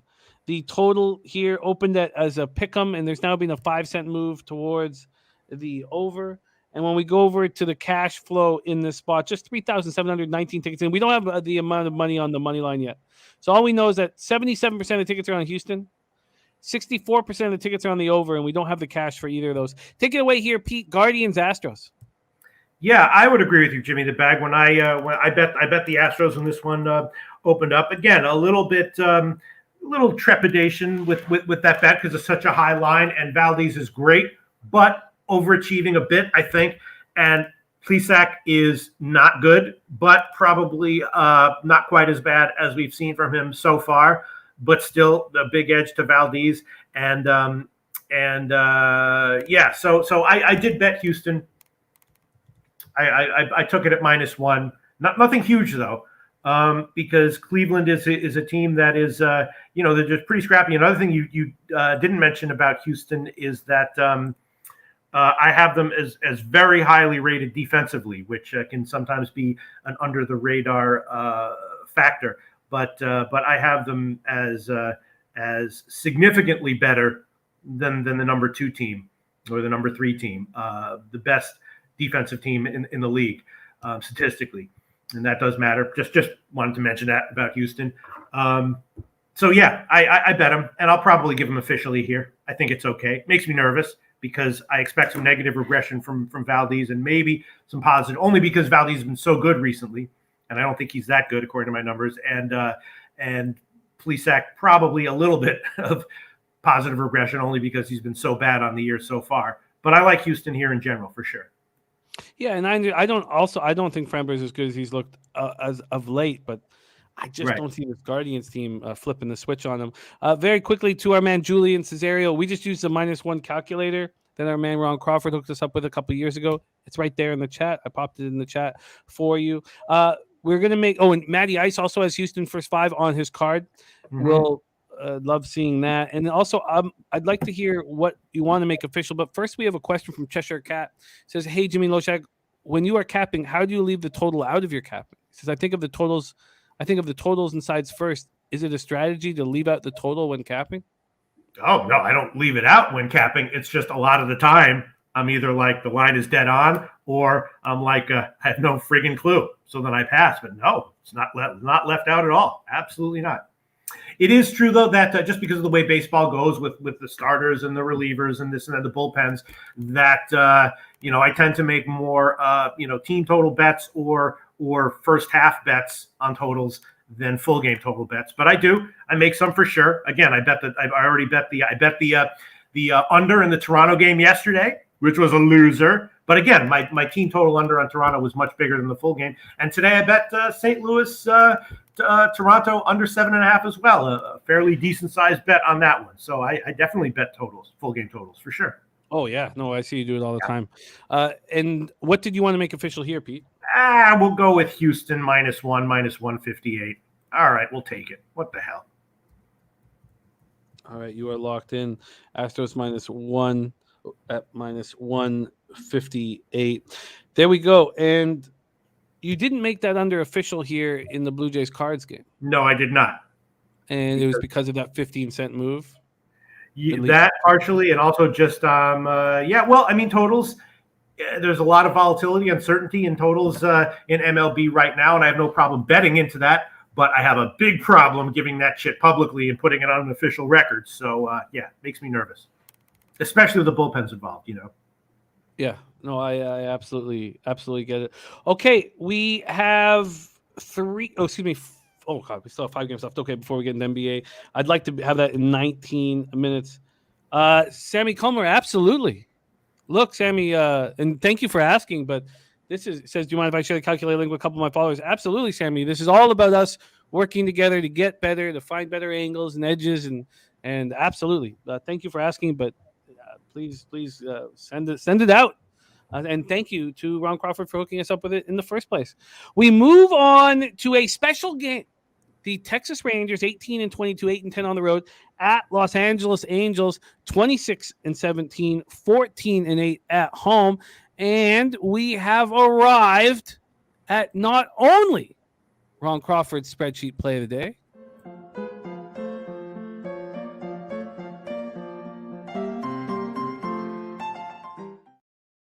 as well as I popped it in, Julian, the link just above.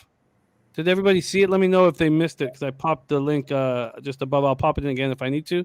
Not only is it a Ron Crawford's spreadsheet play of the day, but it is also sweet taint. Now, they're not the same bet.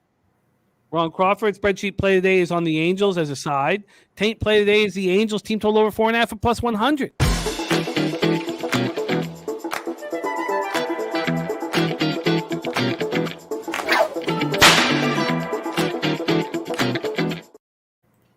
Mia's neck is dripping with anticipation of the Angels team total. Angel Stadium in Anaheim, California. Let's start with the weather in LA. 68 Fahrenheit, still cool out west. 8.2 miles an hour out to left center. Dies down to 6.2 miles an hour. Let's move over to the line history in this Dunning versus Syndergaard start.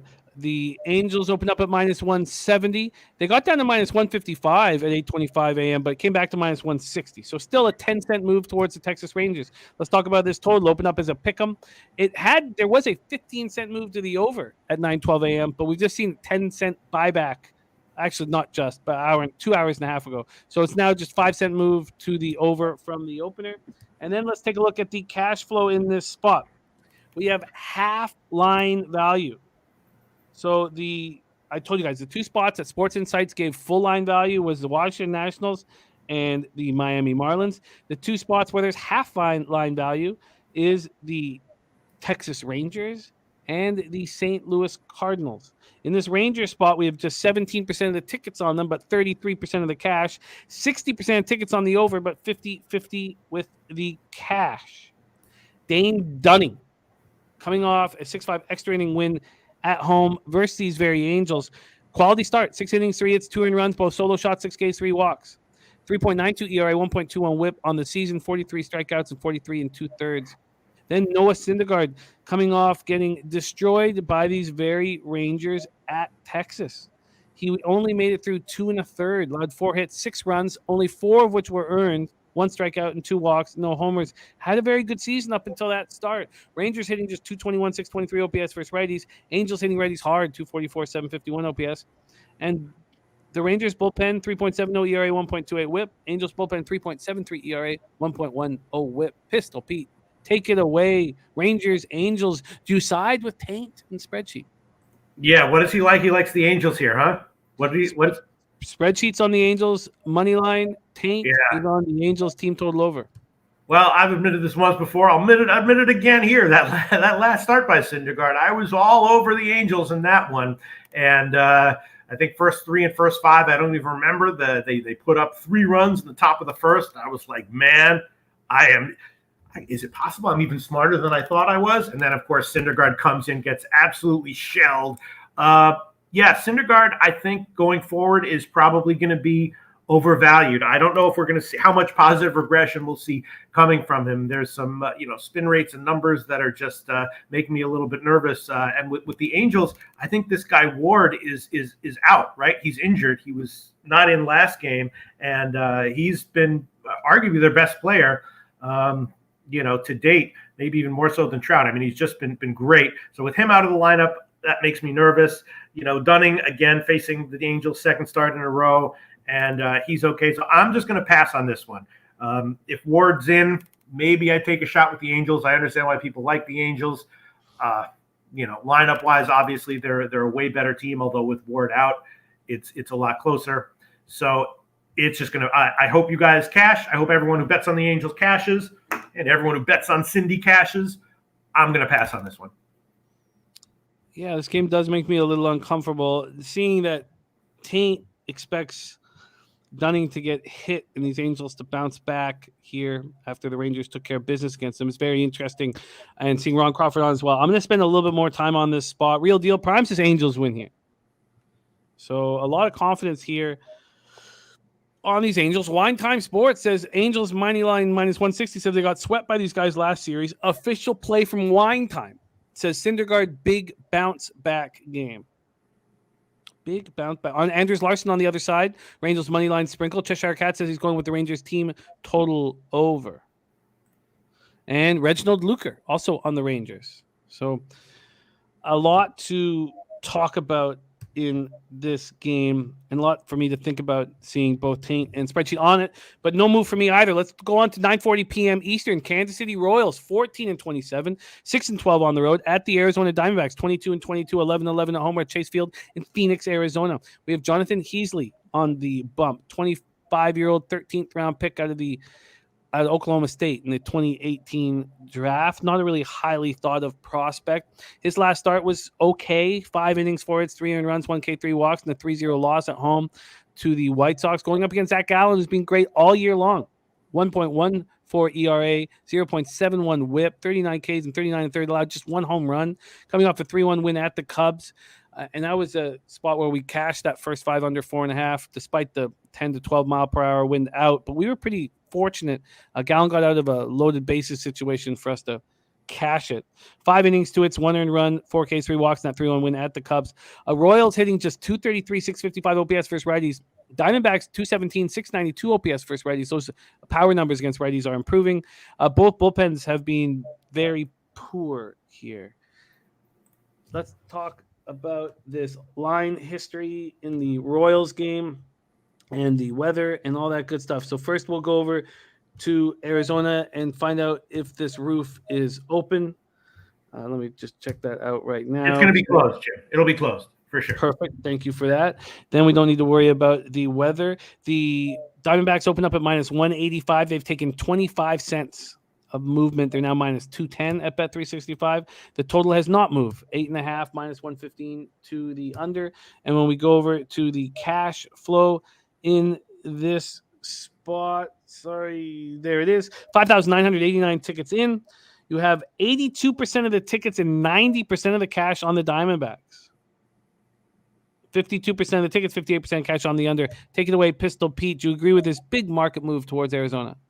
Yeah, and I bet it. I bet Arizona on the overnight line. I bet Arizona first 3. I bet them first team to score as well, which I think is a nice bet. It's actually under an underdog line at Pinnacle. So I think I'll make those 2 official bets. Gallon, it's a train that I've been on this year. All starting pitcher or most starting pitcher trains end at some point within the same season. But as of right now, it's just a train that I'm going to ride until he shows signs that he's slowing down. And again, the matchup against KC, it doesn't look like a particularly bad spot for him. All signs point to Arizona early, which is sometimes a dangerous thing. But I'll take it. I'll make those 2 bets official. I'll make Arizona first to score. Actually, it's plus 101 at Pinnacle right now. So I'll definitely make that one an official play. The D-backs first team to score first, plus 101. Arizona first to score, plus 101. And then the first, again, the old first 3-inning line at Will Hill, minus 170. That's okay. I will take that one as well. Arizona first 3, minus 170. I'll make both of those official plays. Yes, you are locked into both of those. First to score, plus 101. That's a wildly impressive line that you got there. I love that opportunity to take that home team to get the really nice number. I'd like to see what I would get. Wow, you're getting 26 cents better than what Bet365 is offering. Wow. At the first team to score. Yeah. But how big is that spread? I mean, Pinnacle offers 16-cent spreads on these lines. What's the other side? Diamondbacks are at minus 125, Royals minus 115. So okay. Well, that's not good. That's not. I don't like to be betting into Pinnacle lines. You know what I mean? Although it's okay, but with like NHL team totals, no problem. But that is not a great sign right there. You know what I mean? Then the first 5. Well, let's see what I would get. First 3. Wow. I mean, they're just the Diamondbacks are getting hammered over here. First 3 is minus 205 here. And then if I wanted to work that first 5 in, God, as soon as my future money comes in, I got to have Pinnacle rolling it. Yeah, and it might be, it's interesting. Maybe just the market is so small that people aren't betting that one because the Diamondbacks' first 5-inning line is juiced pretty high at Pinnacle, better than, a much worse line at Pinnacle for the first 5 than you could get at like Heritage, for example. So. Wow. And what is your thoughts on Heasley? Do you think that he could look okay here, and then that he could? I mean, he's a young guy with obviously some control issues, and the thing is just that if you get another 5-inning 1-run start for Gallon, then is Heasley going to be able to hang with that? What percentage of the time? I think a relatively low percentage, but anything can happen. Of course, he's a major league pitcher who can hold opponents to low batting averages. He's had some walk issues in his previous 2 appearances, which maybe he's working with a pitching coach and just fixed them, so anything can happen, of course. 2 strikeouts for Heasley through 8 1/3 and 7 walks. Control Your Vessel says Arizona has been undervalued all year so far. Books are starting to figure this out. Real Deal Prime says I'm off this. Gallon's boat is going to sink. Yeah, Ron Crawford, go ahead. Yeah. Ron Crawford saying not enough sample size for us to give a Heasley breakdown. Says 2 more starts we will see. All right. Let's North Ender. Great to see you, my man. Very curious to hear what your moves are in NHL as well. Okay, so Pistol Pete, Diamondbacks to score first at +101. Diamondbacks first 3 at -170. The only way I'd be able to do this would be to take the first 5 -1 line, just to get the juice down with my local here. All right, let's move on to 9:40 p.m. Eastern. Next up, Milwaukee Brewers at San Diego Padres. We are the Brew Crew 12-10 on the road. Padres 11-7 at home. We're at Petco Park in San Diego, California. Let's start with the weather at Petco. We have 63 Fahrenheit at first pitch, 5.2 miles per hour out to right field. It dies all the way down to 1.8. So weather non-issue here. We'll take a look at the line history in this Padres spot. Let me get this up here. Sorry, taking a second. Burns versus Snell. No movement whatsoever. Brew Crew opening up at -135. That's where they stand right now. This total opened up at 6.5 at the pick'em. There's been a 10-cent move to the over, but that is all. Let's see if there's any cash moves that we should discuss here in this spot. We have 4,993 tickets in. 67% of the tickets, 72% of the cash on the Brewers, but no movement. Then 39% of tickets on the over, 52% cash on the over. So no real help there. We have Corbin Burns coming off a rough start, 7-6 win at home over the Braves and Extras, but he went 6 innings, 7 hits. I shouldn't say it was that rough. He had a terrible start, like first couple innings, but then he got his shit together. 4 runs, all 4 earned, 2 homers, 5 Ks, no walks, 2.26 ERA, 0.83 whip on the season. For Snell, first start of the year wasn't very strong. It was against the Phillies team that hits lefties very hard. This Brewers team just 221, 671 OPS versus lefties. Snell went 3 2/3, allowed 3 earned runs, 1 homer, 5 Ks, and 3 walks. This Padres team hits righties even worse than the Brewers hit lefties. 227, 647 OPS for the Padres.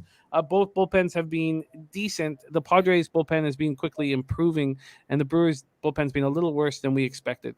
Take it away here, Pistol Pete, Brewers, Padres. Yeah, you remember a few shows ago you asked me about the Padres bullpen, and I think you said they were bad, and I said that I thought they were actually just like mediocre or something. Remember that?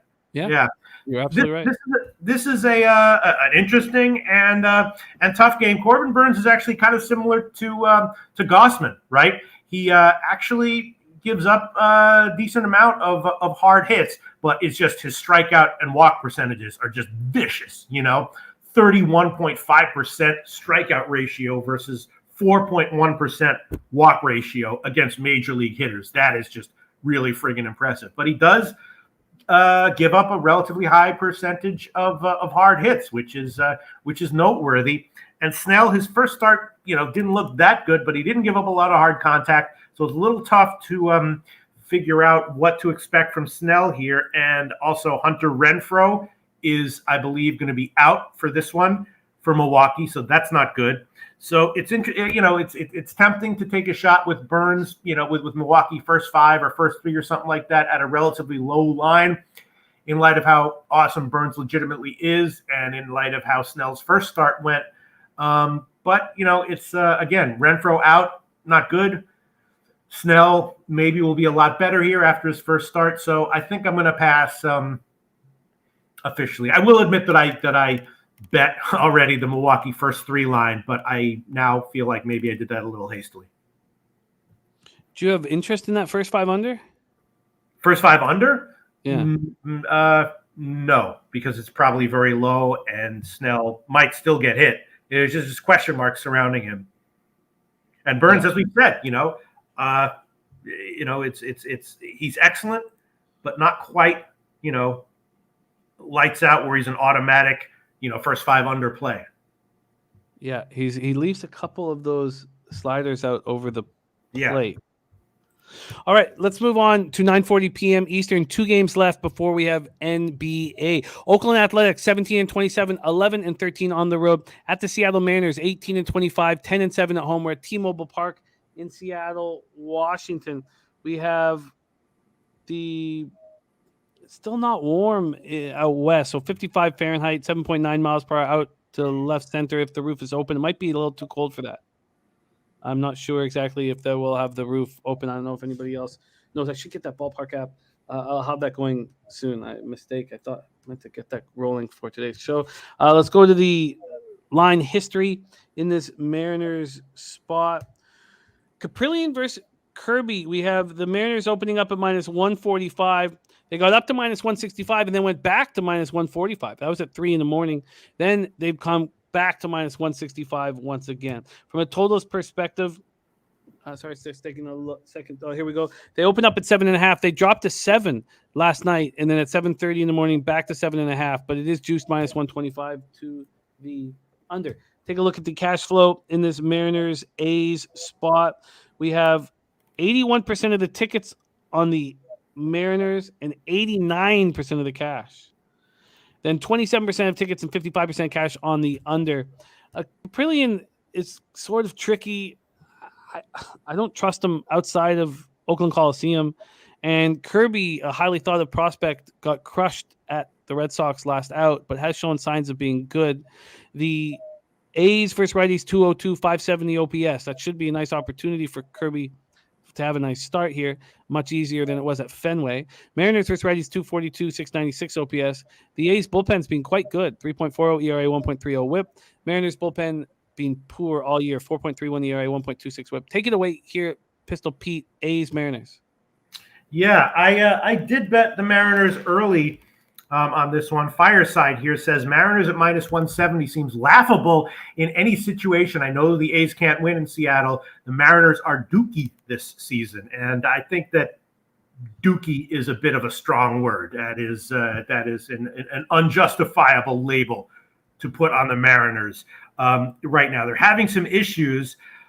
I'm expecting Seattle to maybe be significantly better going forward, although that hasn't quite happened yet. But I have their bullpen as rated relatively highly, and I have their offense at home as being rated relatively productive. So they're a little bit of a frustrating team this year. I will admit that, but dookie, no. So and Kirby is a highly touted prospect who should be good. His last start was bad, but that came against Boston in the midst of an upswing, so it's a little bit forgivable, or maybe a lot forgivable. And Oakland is, of course, maybe the worst team in baseball against righties. I'm not sure what the actual stats are, but they're bad in general, and particularly bad against righties. And Caprillion, I think, is average at best. So I like Seattle here. I did bet it. I took first 5 and first 3. I'll definitely make Seattle first 3 an official play. That's minus 150. That's at Will Hill. And I might double up on it. Again, I think Kirby will have a nice, strong bounce back spot here after an off start that was a bit forgivable. And you're betting on Seattle, but you're also fading Oakland, which is like fading Detroit. Anytime I'm against, Oakland offense or Detroit's offense, how bad could it be?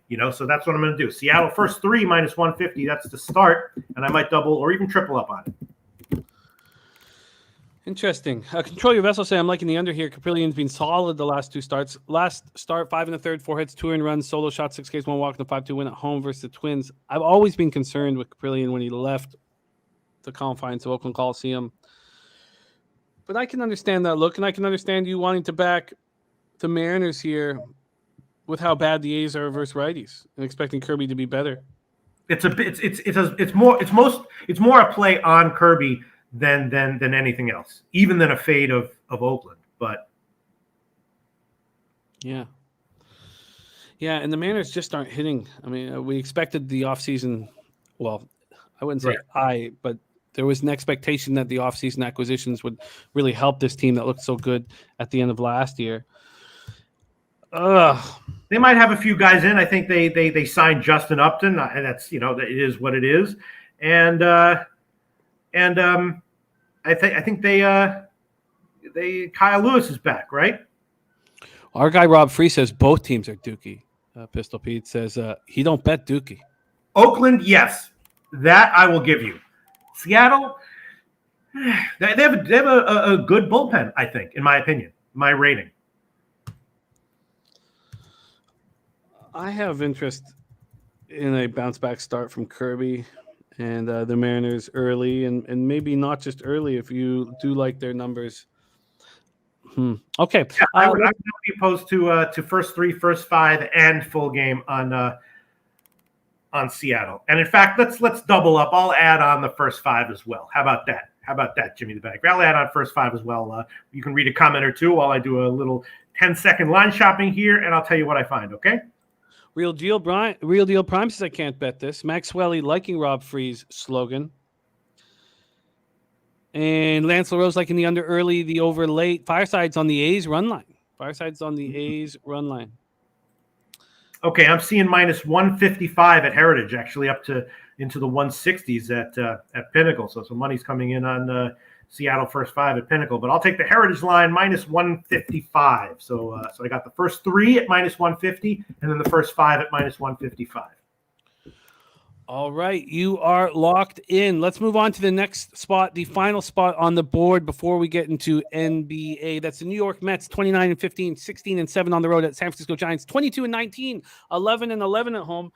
I made a big bet on the Giants team total under, and didn't look great. And now it's starting to look much, much better. Thank you, New York Mets. And thank you, NL West, for being so tough. Oracle Park in San Francisco, California. Let's take a look at, and that was my only future bet until I locked in with the Jays and White Sox in the last week. We have 68 Fahrenheit out to center, 15.7 miles per hour, dies down to 9.4. But, we talk about the swirling wind there and how it's not quite as big of a factor at this ballpark. We have Chris Bassett, whose minor league coach is the star of our taint play of the day, Matty Ice.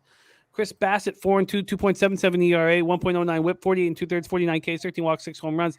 Last start, 7-6 win at home versus Cards. He went 6 1/3, allowed 9 hits, 4 earned runs, 2 homers, 3 Ks, and 1 walk. Going up against Logan Webb. Logan Webb coming off 5-3 loss at the Rockies, where he went 7 strong, 4 hits, 3 earned runs, 1 homer, 6 Ks, 2 walks. And he has been dynamite in this ballpark in his career. But he hasn't looked quite as dominant of late. Mets first righties, 270, 747 OPS. They're hitting righties hard. Giants, 257, 19 OPS. Mets bullpen, 3.62 ERA, 1.21 whip. All of a sudden, if you blinked, you didn't notice how bad the Giants bullpen has been of late. Now sitting with a 4.14 ERA, 1.33 whip. Let's look at the line history in this Giants-Mets spot. The Mets open up at plus 115 and now plus 105. So it's been a 10-cent move towards them. From a total perspective, opens up at 7 at 9:12 a.m. It moved to 7.5. We take a look at the cash flow in this Mets spot. We have 5,913 tickets in, 40% of the tickets, 57% of the cash on the Giants and Logan Webb. And it's 50-50 with the ticket count, but 54% of the cash on the under. Take it away here, Pete. Last game on the board, Mets-Giants. Yeah, this is I think I'm going to pass on this one. I mean, under normal circumstances, I'd love to take San Francisco, but there are so many reasons not to. First of all, in general, I don't really feel comfortable betting against the Mets in any situation or spot until further notice. And then, as you said, something's is up with San Francisco. Something's up with their bullpen. Something's up with their offense, and something's up with Webb. So, I don't think I can pull the trigger on the Mets here, but I definitely can't pull the trigger on San Francisco. Low confidence all around, and I'm going to, the San Francisco also has some injuries as well. That's probably contributing, but it's just a team that is struggling right now. I can't exactly explain why, but as you said, their bullpen has tanked last 2 weeks or so. The offense has been tanking. And Webb is also not, last year I would have said the rest of it doesn't matter. Sure. I'll take Webb, and maybe I'll take the Mets first 5 team total under, just being like, whatever happens the rest of the game, Webb's going to come in off of a bunch of losses and give you 5 shutout innings. But I definitely don't feel confident about that here. It's going to be a pass for me. I completely agree with that breakdown. And I do not want to fade the Mets, and I prefer not to. I want to see Webb struggle a little bit longer at home before I move on fading him at really juicy prices. All right, let's review all action here in MLB. We have one game in NBA to talk about, and then it is Champions League time with our special guests. And we have our special guests ready to go. Our NBA, I'll find out a little bit more about what's going on with Wham Bam. But let's discuss moves in MLB. Loshak is on the Rockies team total under 4 at -140, and I'm interested in moving in that first 5 under. Loshak's on the Reds first 5 at -106. I agree with that look, backing Molly and hoping that Stroman continues to struggle somewhat on the road. Marlins, Rays, we have stayed off. Orioles, Yankees, pitchers just faced each other. Market's moving towards the under. We are both off.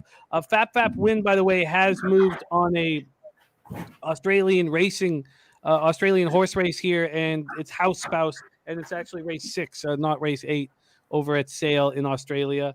I've got that copied and pasted. Then we have 7:05 p.m. Eastern, Dodgers, Nationals. No action. Loshak's on the Braves -1 at -117. No action in Tigers, Twins, or Jays, Cardinals. The say hey play of the day from Jose Bouquet is White Sox team total over 4 at -110, and he's laddering it, also taking the 4.5 at +120. Loshak's on the White Sox first 3 and first 5 at -150 and -165. I'm very interested in the White Sox. But not sure exactly how I'm going to bet it at this point. So that's going to take a little bit more time. Loshak moved on the Astros -1 at -158. I'm on the Astros first 5 -1 and full game -1.5 with confidence. We have the Matty Ice Taint play of the day. The Angels team total over 4.5 at +100. And the spreadsheet play of the day is the Angels money line. We have Loshak on the Diamondbacks to score first at +101 and the Diamondbacks first 3 at -170. I would have to take the Diamondbacks first 5 -1 if I wanted them. Brewers, Padres, we are off. Loshak's also on the Mariners first 3 and first 5 -150 and -155 accordingly. And I'm also going to back Kirby here as a get right spot at T-Mobile Park. And then Mets, Giants, we have stayed off. That is MLB action. And we have Flash and Alex ready to rock here in the Champions League. We just have one game to speak on before we get into Champions League action, and that is West Finals Game 4. Golden State Warriors up 3-0. So please welcome your next guest before we get into Champions League. We have a very exciting next 30 minutes. I'm excited to have our next guest rolling with us. But please welcome, direct from Compton, California, we have Wham Bam in the house. Wham, how are you, my man? Yes, sir. Yes, sir. How you doing, baby? I'm feeling blessed. I'm feeling good. It's good to have Jimmy back with us here after missing him last week. So great. And yeah, man, I'm happy to be here again. We got a great game to talk about today. Is it going to be fishing involved? Let's find out, bro. I'm happy to break this one down with you guys, man. Well, you have been very strong in the playoffs on the show, and we thank you for that. Let's talk about this Warriors Mavericks spot. Warriors 53-29, 22-19 on the road. At the Mavericks 52-30, 29-12 at home. We're at American Airlines Center in Dallas, Texas. We have no movement at Bet365, and I was waiting for movement, and I still am. I still expect the Warriors to get bet.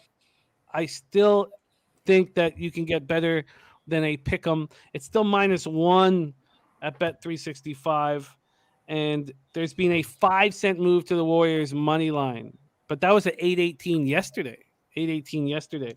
So I'm waiting for that to change. This total opened up at 215.5, and there has been no movement. When we go over to the ticket count in this spot, we have 17,388 tickets in.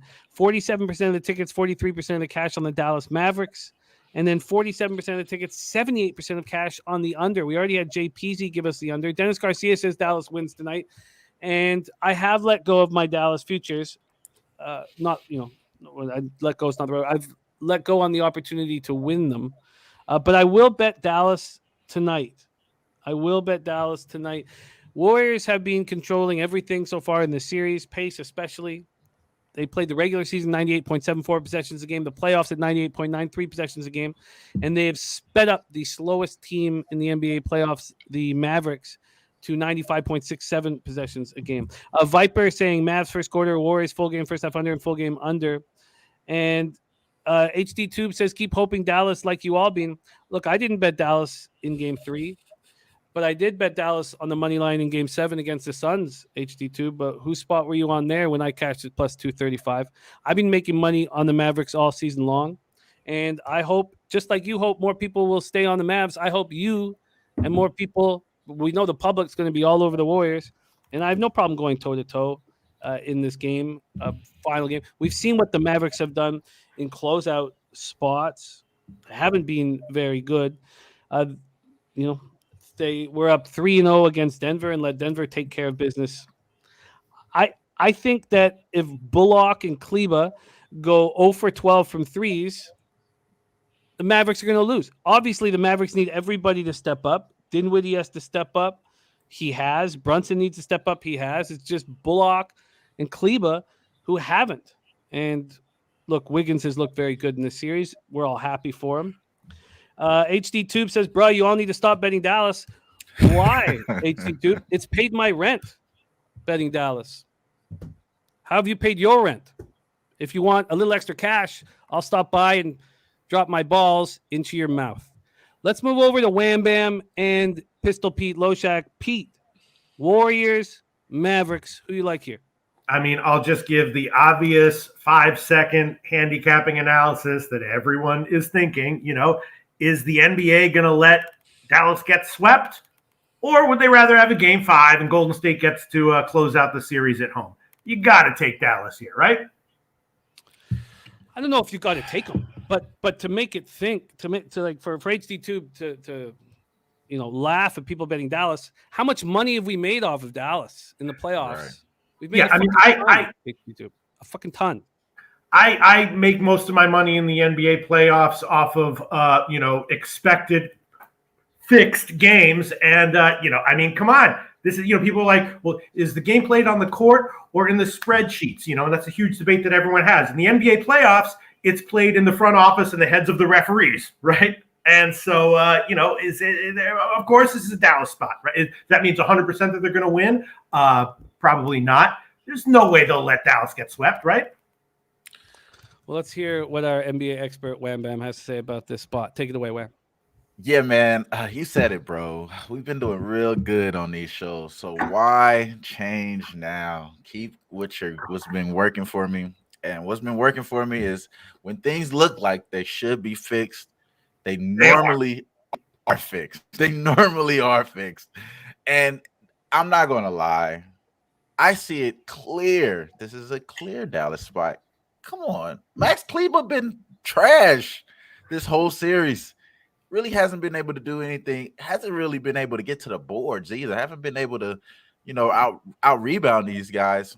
And are we expecting Andrew Wiggins to continue to shoot crazy, continue to play pretty good defense? Not enough defense to stop Luka from dropping 40, but just enough defense to, get these guys second guessing going Luka every time down the stretch. My thing here is you've been getting pretty good production from Dinwiddie over the last few games. You still haven't been able to lose. You've still been losing. And then also on that game 3, man, that was a game they should have really won. Game 2. Game 2, they should have won that game. They really should have won that game. I think losing that game is really sucking the soul out of fucking Dallas. And, man, I'm not going to lie. If you like Dallas today, good luck, bro, because the way they were talking after game fucking 3, it seemed like they already packing their bags. They already on to Cancun. I said it before. I'm not sure if I said it on this show, but I've said it quite a few times. Since they beat the Suns, this is house money for them, man. And you could kind of tell it seems like they got that feeling too. Like they're not really supposed to be here. They're a little bit ahead of schedule. They one player away from really, truly contending, having a good rim protector. somebody like Miles Turner, somebody like Rudy Gobert that may be on the market next year, they're going to be on that move next year. I think I could only go Golden State here, bro. I could only go Golden State, and that's the only way I did bet. I did take money line Golden State, and honestly, it is a square play. I know it. I know this is a square play. Why would they want Steph Curry and those guys that have, more than a week rest? They could lose this game, go back to the Golden State, and still get a week off. You're still going to have to wait for the Eastern Conference Finals to finish off. That one's probably going to end off through the weekend there. So you're going to still get the Golden State Warriors to play. Next game one in the NBA Finals is on Thursday, so you got a lot of time. Even if you lose this game for Golden State, you still got a whole week to rest up. And we've seen the Golden State Warriors in this situation before. I believe they're 6-4 when they're up 3-0, 6-4. So that's not really a strong record, bro. You know what I mean? That's not really a strong record. Like they're closing guys out. We've seen them with with Denver. They should have swept Denver, but Denver came back and bounced back. Now, I expect Luka to have one in them. I just don't know if they're going to mentally have it after the second half. Now, the first half, I think that's the best time to get on Dallas. If you're liking Dallas, you want to get them early. That third quarter was a beauty for me last game. I actually had Dallas money line, but I went per safe. You know what I'm saying? And I got the third quarter with Golden State because I just thought that was going to be the best punch that you're going to get from Golden State. I was expecting them to be down a lot in the half, though. So in the midst of the game, I'm fucking shitting bricks because I pre-gamed it. I'm looking at the actual, I believe the actual live line for the third quarter was about -1. I got at a half a point there. So it made me a little bit kind of concerned because I thought it was going to be a little bit higher, like 4 in the live spot. So I'm thinking the same thing again. I think Warriors third quarter is a good spot here. I'm not going to take the third quarter, though. I think I learned my lesson, man. I think if this is getting out of hand early, you may see a team that just fall and fold, knowing that they're not supposed to be here. And yes, we got swept by one of the greats, and this is going to be the theme of the next few weeks. How great Steph Curry is. How great is this next Warriors team? And is this another resurgence of their dynasty based off of them having younger guys like Kuminga, Moody, and Poole, just a resurgence of the franchise. So I think that's what the type of value you're going to see today. I think the Magic Johnson Trophy will be handed out to Steph Curry. As much as Andrew Wiggins has been playing out of his mind, we're not going to see an Andre Iguodala situation with that ever again. I think Steph Curry will get his just due as far as Finals MVP if he makes it that far, and Western Conference Final MVP. So I'm on the Warriors, man. I took a money line. I know it's a square play. Not necessarily scared because I know if it really comes down to it, the better team is here. I've did this before in this playoff so far, and it was against it was a sweep with the Celtics to sweep the Nets, and they even threw Scott Foster out there to try to stop this shit, and it couldn't get stopped. You know what I'm saying? So I think Golden State is just a better team. They don't play around with their food today. I think they handle business. They've shown that they fell off and did that shit with Memphis. I don't think they're going to do that and play likely here. As much as I think that they would love to have another home game at Chase Center because, those bills expensive out there. You know what I mean? Those bills expensive for the new stadium. I just think they don't play around. And Dallas, a few players away from being a real good team. And honestly, I just think that they just a bad matchup for the Golden State Warriors. So even if they do fall at the half, I think Golden State still has that third quarter strong to come out and finish it off. So give me the Warriors. I know it's a square play like these guys saying in there. It's totally fine. I like the Dallas early as well. I hope everyone cashed that's on Dallas. But if you're on the full game, man, bless up, bro. We on head-to-head. I'm on Golden State money line. -105. That's a good point. I mean, Jimmy the Bag, if you want to gift a team a game, they have to at least want it. You know what I mean? And I guess the point, and I'm seeing other people echoing that. I haven't following it that closely, but the sentiment seems to be here that they don't even want it, even if it's gifted to them. And that does happen, I guess, in some situations, The -160 on the Mavs was ludicrous in game 3. I don't know, it moved from 2.5 to 3, and I was just like, who would bet the Mavs at -160? here at a pick'em now, the market's moving towards the Mavs. Wham, you're getting a plus 107 on the Warriors at Pinnacle. So we see it moving back towards the Mavs, which is surprising.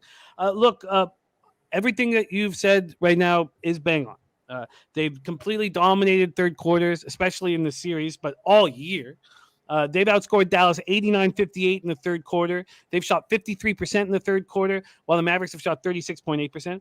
And yes, is this the possible resurrection of a dynasty that we thought might have stopped? They'll be the first team since MJ's Bulls to make 6 straight trips to the NBA Finals over an 8-year stretch. I don't think that. Look, there's no shame in losing to the Warriors, and I don't think that they have their bags packed. I will be on the Mavs in Game 4. I don't think they get swept here. And the Warriors look like a very, very good basketball team right now. Is that because the West is weak compared to the East? And maybe we see a difference when the Celtics or the Heat play them, maybe. But obviously for the Mavs, everybody needs to come firing or they have no chance. And even if you're up 20 at the half, you're not safe. So I've watched Razor back the Mavs first quarter and first half. I get it. I think I'll just stick with the full game here. I've not moved on it. I'm surprised that watching Pinnacle, I mean, obviously big bets are coming in on the Mavs. I'll wait and see if I can get a better line. Maybe I won't get one. Pistol Pete, are you making anything official here? I'm listening to you guys. I think I might take a shot with the Mavs first quarter. It's just apparently people are just convinced that Dallas doesn't even want to be gifted a game. They just want to pack up and get it over with. Cheshire Cat is saying that the Mavs did want it. I'm sure. I mean, at the beginning of the series they wanted it, but people are saying that mentally they've checked out. That's what you're saying here, right? Right, Trot Wam? And that's what I think. I think you're hearing,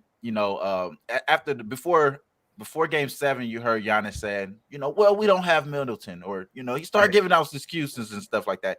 I felt that same vibe from Luka last press conference. I felt the same type of, okay, yeah, it's totally fine. I'm 23, or what did he say? He said, I'm just a young pup out here. Like, wait a minute, man. Like, you wasn't a young pup when you whooped the shit out of them, the CP3 and them. You know what I mean? So I just feel like that alone just gives me concern about backing Dallas full game.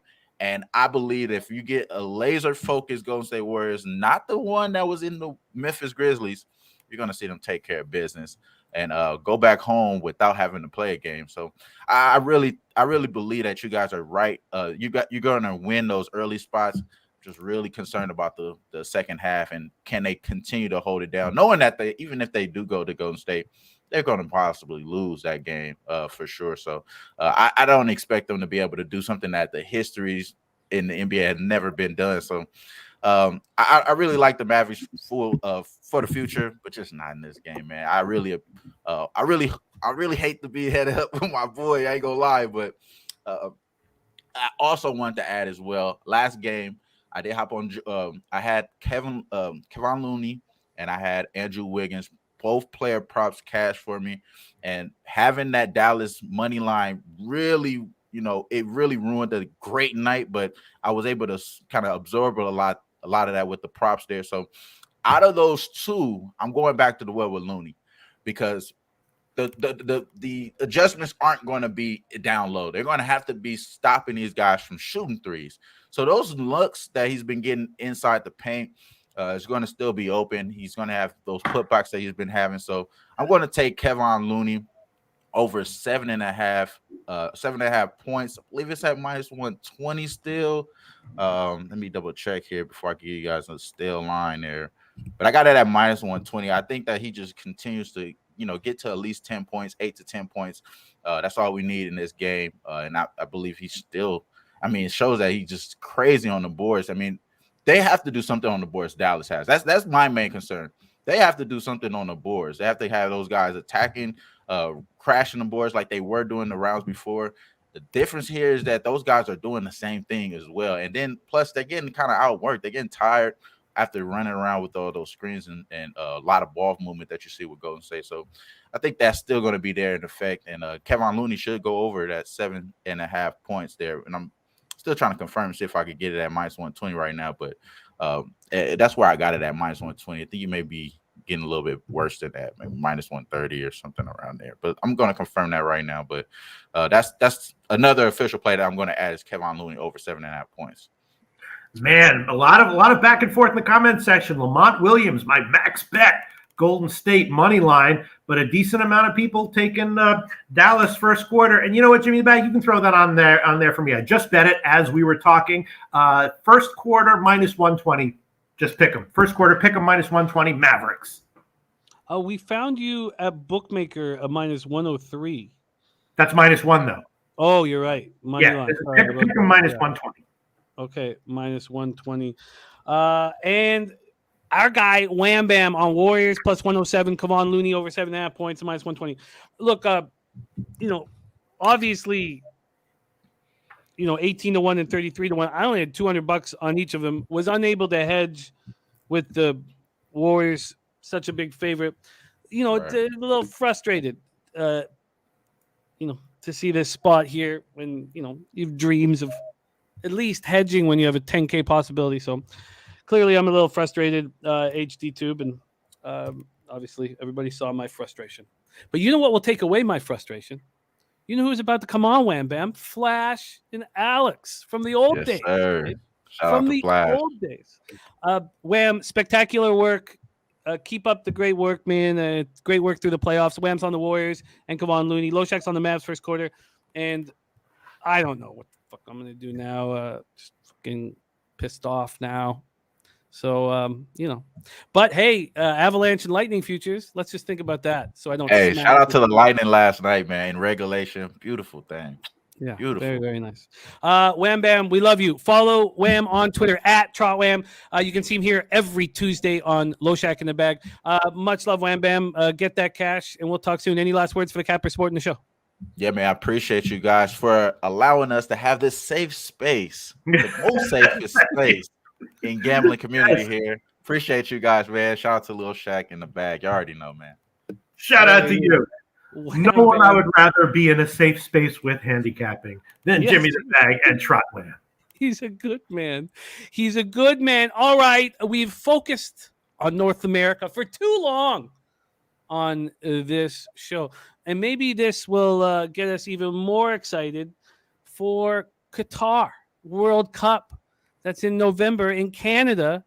Going to make moves. Forget the 1986 World Cup where we didn't score a goal and the Leonard Doozy brothers looked poor. Carl Valentine sucked. Who said those names in a while? Nobody.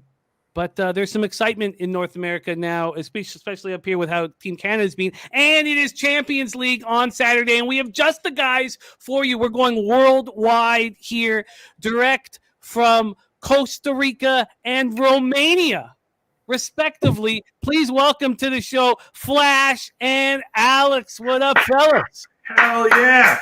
Hell yeah. You're looking well. What's up? Knocked years off you. What's up, Flash? We've never done a video together. No, this is, listen, it's 3 or 4 years in the making, though. We've had a good run up at it, Pete. Nice. How well is Jimmy looking? Is he like doing some sort of skincare adverts and that? Are you? He looks good. But I just thought that was genetic. So good. Oh, fuck. I like the way the symmetrical down the middle. You got the bearded ones on one side and the clean shaven ones on the other. To be honest, I prefer Loshak with the bigger beard. Yeah. Well, you keep that to yourself. It's still only lunchtime here. You know what I mean? Whatever you guys want. Yeah. You two get a room. Skin. Well, ears on the right and skinheads on the left. Yeah, not my choice, Pete. Not my choice. Hey, listen. I'll buy some. You want to send that wig back? It's got a hole in it.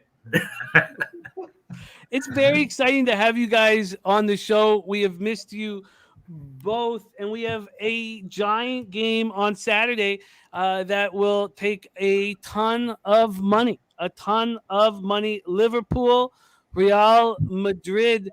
I know that Pistol Pete likes to cap the cappers, and I'm just going to give you guys the floor.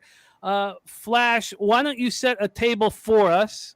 Then we'll go over to Alex and hear how he wants to bet it, and we'll close up going back to you on how you are going to bet it. Flash, why don't you set us the table here? Liverpool, Real Madrid, Champions League final.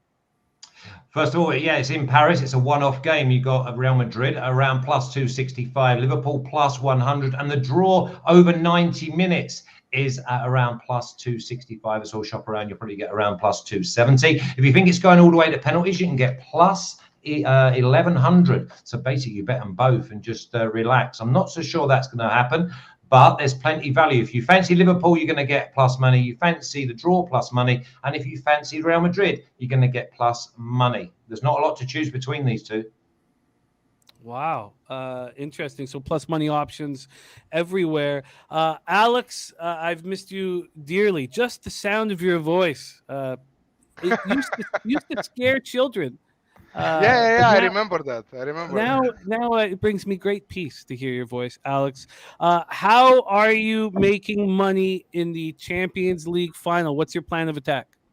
Yeah, there are a ton of betting markets to attack during this final. Also, live betting is an option because we'll probably make a lot of live betting. A lot of live bets during the 90 minutes, maybe extra time, maybe penalties, who knows.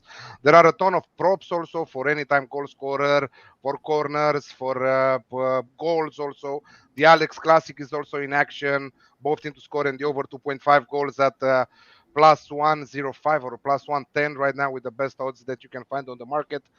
But for this show, I have a nice prop that you guys can find it out there with the most the biggest shops in also in US, also in Europe.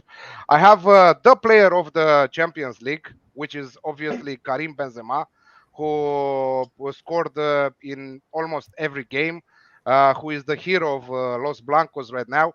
By the way, Real Madrid was the underdog team in the last three knockout stages, and they had a tougher path to the final, through the final. On the other side, Liverpool, they say that they had an easier path with Villarreal and so on. But still, they are here. They won 2 cups, the Carabao Cup, the FA final, beating Chelsea. So imagine if Liverpool wins also the Champions League final. They are... come on, Flash, stop that. And plus 1900 on Madrid. Yeah, I'm sitting there. Listen, there's no, you know. Stop, all the stop value, that. all the values. You come here with negativity already. No negativity. Plus You 1900, and I'm not hedging, Jiminy. Jiminy, I'm not hedging. Well, I respect that very much. The no hedge, and I love watching you two fight. Those of you watching right now, there is a special soccer show tonight hosted by these two men at 7 p.m. Eastern. So you're just getting a little taste here, a little taste. So Alex, if you like Karim Benzema. Yeah, I like Karim Benzema over... No. I like Karim Benzema over 1.5 shots on target at plus 150. So I don't need him to score. I just need him to shot two times on target. That's it. Then let's not complicate it, you know. Probably he will find the back of the net because this is what he does best. And it will be a shame for him not to score in the final after having such a lovely tournament so far. But also on the other side, Jurgen Klopp and his boys are very, very tough team to beat.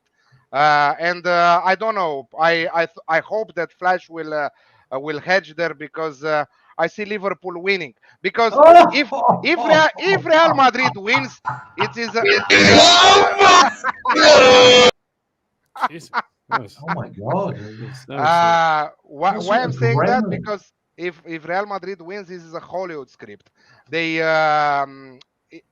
were the comeback team against Manchester City. They produced the comeback of the history of the Champions League. They scored 2 goals in the final 8 minutes of the game. They took the game in extra time. They scored from the penalty spot, and they qualified in the final. So I hope that Netflix sees this Champions League, and if Real Madrid wins, they will they will make a nice movie about it. But I still see Liverpool winning. But for this one, again, Karim Benzema over 1.5 shots on target at plus 150. That's a very interesting look. Over 1.5 shots on target at plus 150. Flash, tell us all, why is Alex wrong?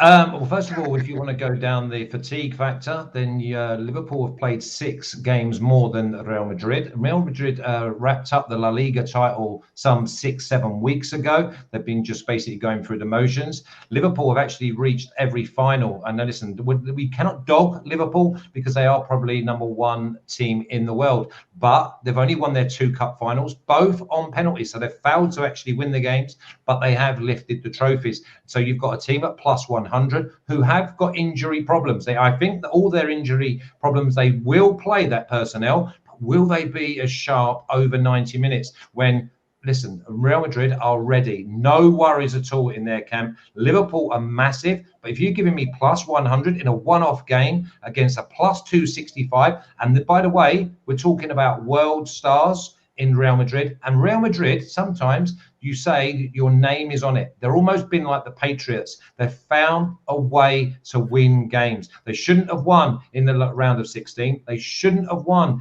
in the semi-final. And here we are in the final. And you're giving me plus 265. James, just let say that I did a 55-minute video on this yesterday at BetUS Soccer at BetUS TV. And we're covering cards, corners, first half, full game, method of victory, everything. So if they want an in-depth look, then please go over there. But for me, plus 1900 on Real Madrid, and I'm not hedging. In fact, the more I look at it, I might have some more at plus 265, but I like the draw at half-time at plus 115. Pistol Pete Loshak, I know you like to cap the cappers. We have our friends on either side of the fence here. Well, no, I mean, I can only cap cappers when I understand what the hell they're saying. But no, that was just a joke. I definitely understood what they were saying. But I will say that it's in order to cap the cappers, you have to be a little bit familiar with what they're talking about to start. And I've just been looking at this game just now. It does look like Liverpool has some injury issues, but it also looks like the coach has just been overly cautious and keeping guys out to make sure that they're all healthy. Is that correct? No injuries anymore. Everyone is fully fit. There were a few injuries last week before the final game of the Premier League. Still, the players were given some minutes, were offered some minutes in the last match just to come back on the pitch and play some minutes before this important game. This is the match of the season, so I don't see any injuries. And probably we will see if nothing crazy happens till Saturday, we'll see the best strings in each squad. All right. I think Real Madrid dominate in midfield. I really do. I think that the so in terms of by the way, in terms of possession, Flash, because you're saying that Real Madrid will dominate in the midfield. Yes. Real Madrid has over 45.5% possession at plus 100. Do you think that that's a good one?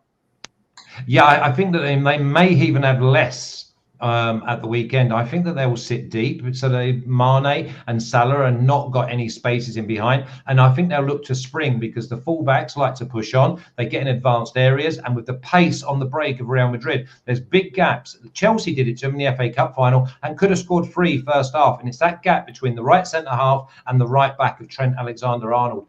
A fantastic right and left back of Liverpool are probably the best tandem in the world on going forward.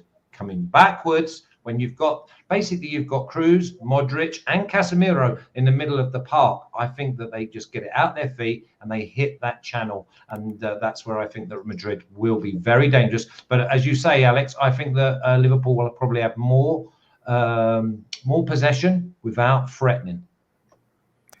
Jimmy the Bag, can I say one quick thing? I love it. Yes, please do. Okay, so there's analogs with all sports, and actually I just never had time, but I love handicapping soccer, and I remember doing it in the World Cup, and it was a lot of fun, and you would see analogs from sport to sport. What it sounds to me like, correct me if I'm wrong, that Real Madrid is like one of these Cinderella teams in the Sweet 16 or in the NCAA tournament. like VCU that year that they made the run to the Final Four or whatever.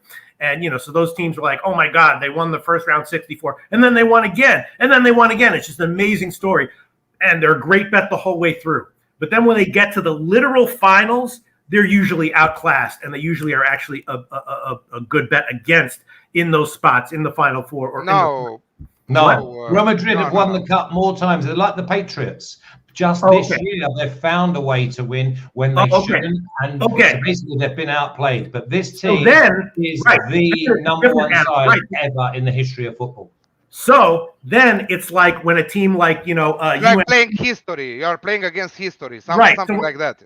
So then it's like when there's a storied team, like North Carolina or whatever, that's like an 8 seed or a 10 seed, and all of a sudden they get it all together, and then they make a deep run as a low seed where they're overachieving their pre-tournament ratings, and then they make it to Final Four or the finals or whatever. Then they are a good bet in those spots. So Alex, would you have said that this was they were ranked probably Liverpool ranked 2, Real Madrid 4 at the start of the competition? Would you have gone with Man City, Liverpool, Bayern, and then Real Madrid? Something like that it was. This is a top-notch final for 2 of the history of the game, and yet you're getting one at plus 100 and one at plus 265. Then I think I would like to take Real Madrid, except I'd try to take them plus some points, plus a half goal or plus a goal or something like that. Yeah, minus 120, double chance. You get the draw and the win on your side. Well, that's what we wanted to ask you. But first, with Jose jumping on. Jose, how are you betting the Champions League final? Jose, subjective. Exactly.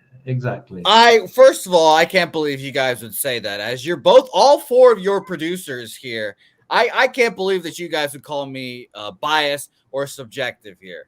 First of all, I'm going to take 4 plays on this game. Official for the same player. But not later on. You're not waiting for the soccer show. Well, I'll give them out right now. I'll give them out again. Who knows? I don't know. I'm feeling crazy today. We'll give out 2 of them today. We'll give out 2 right now, and I'll give out the rest of them later. I'll give you Liverpool to win in extra time. Have you been drinking? Plus, you? You've made me feel drunk, Flash. Jimmy. Well, that's to be determined there, Alex. We don't talk about that. But, Jimmy, I have a very adversarial relationship with Flash because every cup final he bets against Liverpool. Every time he's on Chelsea. He's on Chelsea. You're on. Let me tell you a secret. Flash doesn't bet against Liverpool. Flash bets against all the English teams, including the national team of England. Well, it's sickening. It makes me sick, Flash. Every time it's Chelsea. Liverpool played in the cup final 2 weeks ago. I had Liverpool to win on penalties at plus 1,000. Did I not? Well, Flash, every time I hear you talk, it's Chelsea, the best team ever. Plus 1,000 on Liverpool winning the cup. Chelsea's that, and Liverpool comes in, smacks their ass around, and this was going to happen again. Liverpool's going to break Manchester City and break Real Madrid right here again. We're going to hear cries from City once more after Liverpool hold another trophy. It's going to be hilarious. Liverpool win in extra time and halftime draw as well. Faith is blind. You can be a little bit too close to the action sometimes, and I'm fancying by that hat that he's wearing. He is just going completely blind with his team. And listen, enjoy the night. Enjoy the build-up. But don't come crying like you. We were chatting again. Oh, I will. I will come. We were live on Sunday, chatting away in that thing, and he thought he had hope. And you know hope? Nothing. Came away with nothing. First loser. Like we told him months ago, could have got over it months ago, but no, he carried on going down that faith train. No. I'm young and blind. You want to know, Flash, Alex, and Jimmy, and Pete here. You want to know what happened last time Liverpool was in the Champions League? I've got footage of what happened last time they were in the Champions League.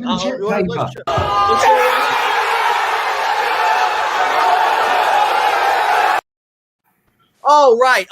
They won already. Oh, right. That was me in the back. Hey, crazy. James, get a grip of your show. Plus 900. Doctoring footage. I don't know. He was telling us that he's not producing the show today. No, I'll be there. I'll be there. I'm all of your okay. producers here, and I know all of you well. And I know Flash, you're just a hater. And Jimmy, I'll let you take control of the show, like Flash said here. But officially, we're on Liverpool to win plus 900 in extra time, right there. And then the Oh wait, so you fancy the draw at plus 265 then, and the draw Yes. at half-time at plus 115. yes, those are what I call the Flash classics. Okay. Alex has his, Flash has his. It's the Cup Finals draws. I played it in the FA Cup, and that's what I learned. All right, well, I'm just gonna do this every time now. So halftime draw as well. Will Bye, be, Jose. Thank you plus very much. 132. You're So welcome. wait, Liverpool in extra time at plus 900, and what was the second one? 132 Draw. halftime draw. Half. Yeah, and the only thing I'd say about that, Jimmy, is that Real Madrid have actually found their way to the final by winning their last two games in extra time. I don't believe there'd be a winner in extra time. If this goes to extra time, then go and bet both the teams at plus 1,100 to win on penalties. Then Yeah, you're but sitting let's- there with $100 on one, $100 on the other. I've done it in the last two or three finals, and that means you've had a draw all the way through. Draw halftime, draw full time. I don't believe that. I think I've actually gone with a plus 700 of draw halftime, Real Madrid full time plus 700. I love it. That was a scary clip also that Jose played. I think Pete, that was right before Jodie Foster was put on the pinball machine. I believe. Very scary. I'm looking around for like Real Madrid. What would you think about Real Madrid first half plus one at minus 275? Is there any way they're down 2-0 at the half? No, not for me. You, Alex? I think this is a 0-0 all day long, maybe 1-1 at half time. I think the draw is great value at plus Yeah, 115. they will not risk nothing because is one match, 90 minutes. They will not risk nothing in the first half. They will probably stay calm and take it from there in the second half. But it's a little bit risky to play one of the teams to lead at halftime. I would rather play the draw at halftime. Yeah, plus 115. It's probably the best bet on the card for me. Wow. I love it. I love it. And we have our two guests right here, Flash and Alex, live 7 p.m. Eastern, special no clean sheets show tonight. Champions League edition. We miss you guys. It's great to see both of you. Can you guys make appearances when it's World Cup time for us? Well, yeah, I mean, again, it's 4 o'clock in Costa Absolutely. Rica when it kicks off. I mean, you've got more chance of Nelson getting his eye back than seeing me. I've got 3 games today. I will be here, but Jimmy, just say the word, and I will. If it's not the teams that I will cover for Flash, the rest of the teams, yes. Exactly. So you can have it when 100%. Cameroon play Ghana or Senegal. It is great to see both you guys. Follow them both on Twitter at Flash_37 and that Alex C. What is it? I have you on Twitter right here. Alex C. Alex Classic Tips. Classic Tips. Alex Classic Tips. They're both wonderful follows on Twitter, and catch them tonight at 7 p.m. right here on Pop Sports Radio. Love you guys. Why so serious, Pete? He's trying to take in the numbers. That's my handicapping phase. I'm going to bet it. I'm going to bet Real Madrid first half plus one at minus 275. Plus one. Plus one, that's right. Yeah, but you think, no, he's picking up 35% on his money, though, isn't he? You know what I mean? I don't see any dangers with that. Yeah, I mean, it's a huge favorite, but it's the final. It's going to be odd. We know how finals are in all sports, and maybe Real Madrid is down, but are they down by 2 goals at the half? What are the chances of that? No chance. No. Right, very, very low chance. No chance. One second. There is no such a thing as no chance in betting, in sports, in whatever, So this is why I think that plus one at minus 275, it's a little bit of a risky bet. I would never take it. Maybe in a parlay together with a combo with something else, because there are also a lot of bookmakers out there that are offering combo bets. I mean, you can bet on soccer. I don't know how it's in other sports, but on soccer you can bet Real Madrid +1 at halftime, combined with I don't know, over 1.5 goals in the second half, combined with over 6.5 corners, which can give you, I don't know, +300, something like that, +400. Sounds good. Just And you one probably quick got thing, under 4.5 Jimmy the goals Bag, in the game. Yeah, buddy. an unsolicited birthday pick, but I'll just throw it out there. Happy birthday to Mike M. He said it's his birthday. He says, oh boy, really? it's Tuesday. Pete's on. It's my birthday. What could be better? Let's make that the Mike M birthday pick as well. Real Madrid, first half, +1, -275. Happy birthday, Mike.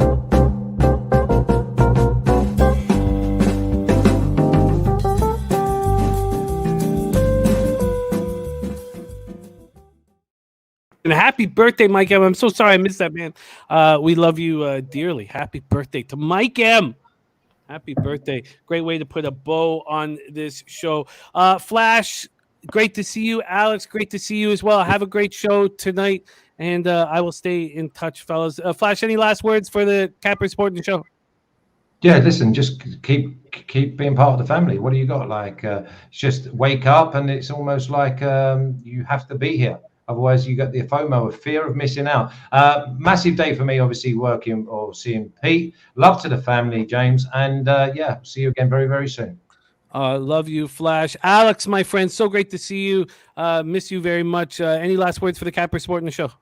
I love the energy on the chat. I'm here every day. If I'm catching 10, 15 minutes of your shows, it's very, very nice to see how many people are watching and how many people are cashing with you guys.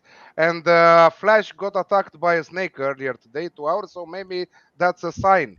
Who knows for the Champions League final. Thank you very much for having us, and best of luck with your bets. Have a wonderful week. We love you, Alex. Great to see Alex back in action. Let's do a final review of all action. Rod Crawford on the NHL spreadsheet play today with the Carolina Hurricanes. Pete Loshak's on the Flames first period +101. And I'm going to figure out a bet on the Flames. But I might just take an Oilers. I'm not sure what I'm going to do. Yeah. Do people from Europe think that Americans imitating European accents is offensive? Yes. Yes, they do. They do? Okay, good. That's what I thought. But did you want to deliver one? No, asking for a friend. We're not going to go talk about this like the whole time. This is a 2-hour, almost 3-hour show. We're not going to talk about Pete looking like Aladdin with his vest. This is for luck. This is for, it was last minute. This is for luck. And hey, do you think that Jose, when someone imitates the way Jose speaks, it's offensive? Yes. No. I knew that. It is. Okay. All right. Okay. Great. Got it. Wow. Yeah. So I might take the McDavid under 2 points here. I'm just going to wait till it gets juiced up. The public juicing it up here. In MLB, Loshak's on the Rockies, team total under 4 -140. I'm going to move on the first 5 under. Loshak's on the Reds, first 5 -106. I'm going to move on the Reds first 5 with them. Marlins, Rays, no action.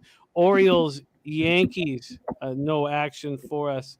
Dodgers, Nats, we stayed off. Loshak's on the Braves, -1 at -117. Tigers, Twins, we stayed off. Jays, Cards off. Say hey, play of the day in baseball. White Sox, team total over 4 and 4.5.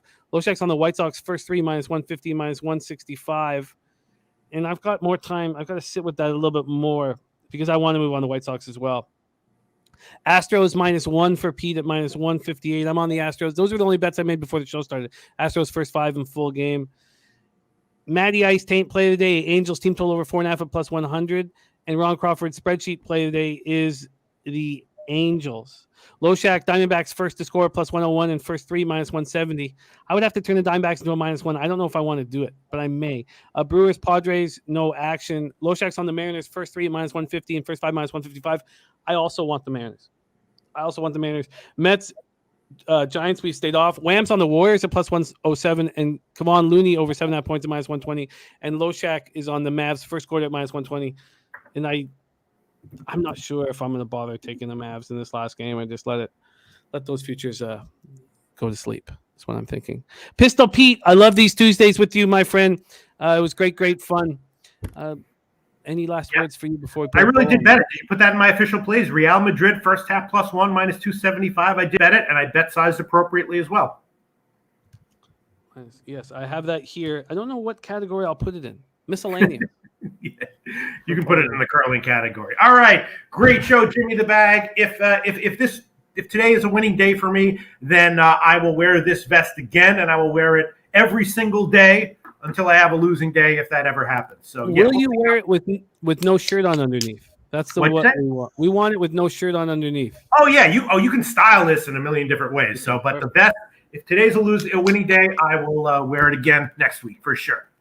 I love it. I love it. On behalf of all of us here at Pub Sports Radio, thank you so much for your support. AOD, Christopher Comatini, Mark Schillingberg, Ron Crawford, Danny Lopez, Tim Montana, BX, Real Deal Prime, Max Welly. Happy birthday, Mikey. Mike M's birthday. Fat win, Christopher Comatini. What a great group. Thank you all. Billy Friedrich, Danny Lopez, Nasty Nate says, Pete, you have a week for my birthday pick. So it's next Tuesday. I will be preparing for it all week, Nasty Nate. Happy birthday to you, Nasty Nate. Get that money, you guys. Get that cash. Leche. Hey, Los bookmakers.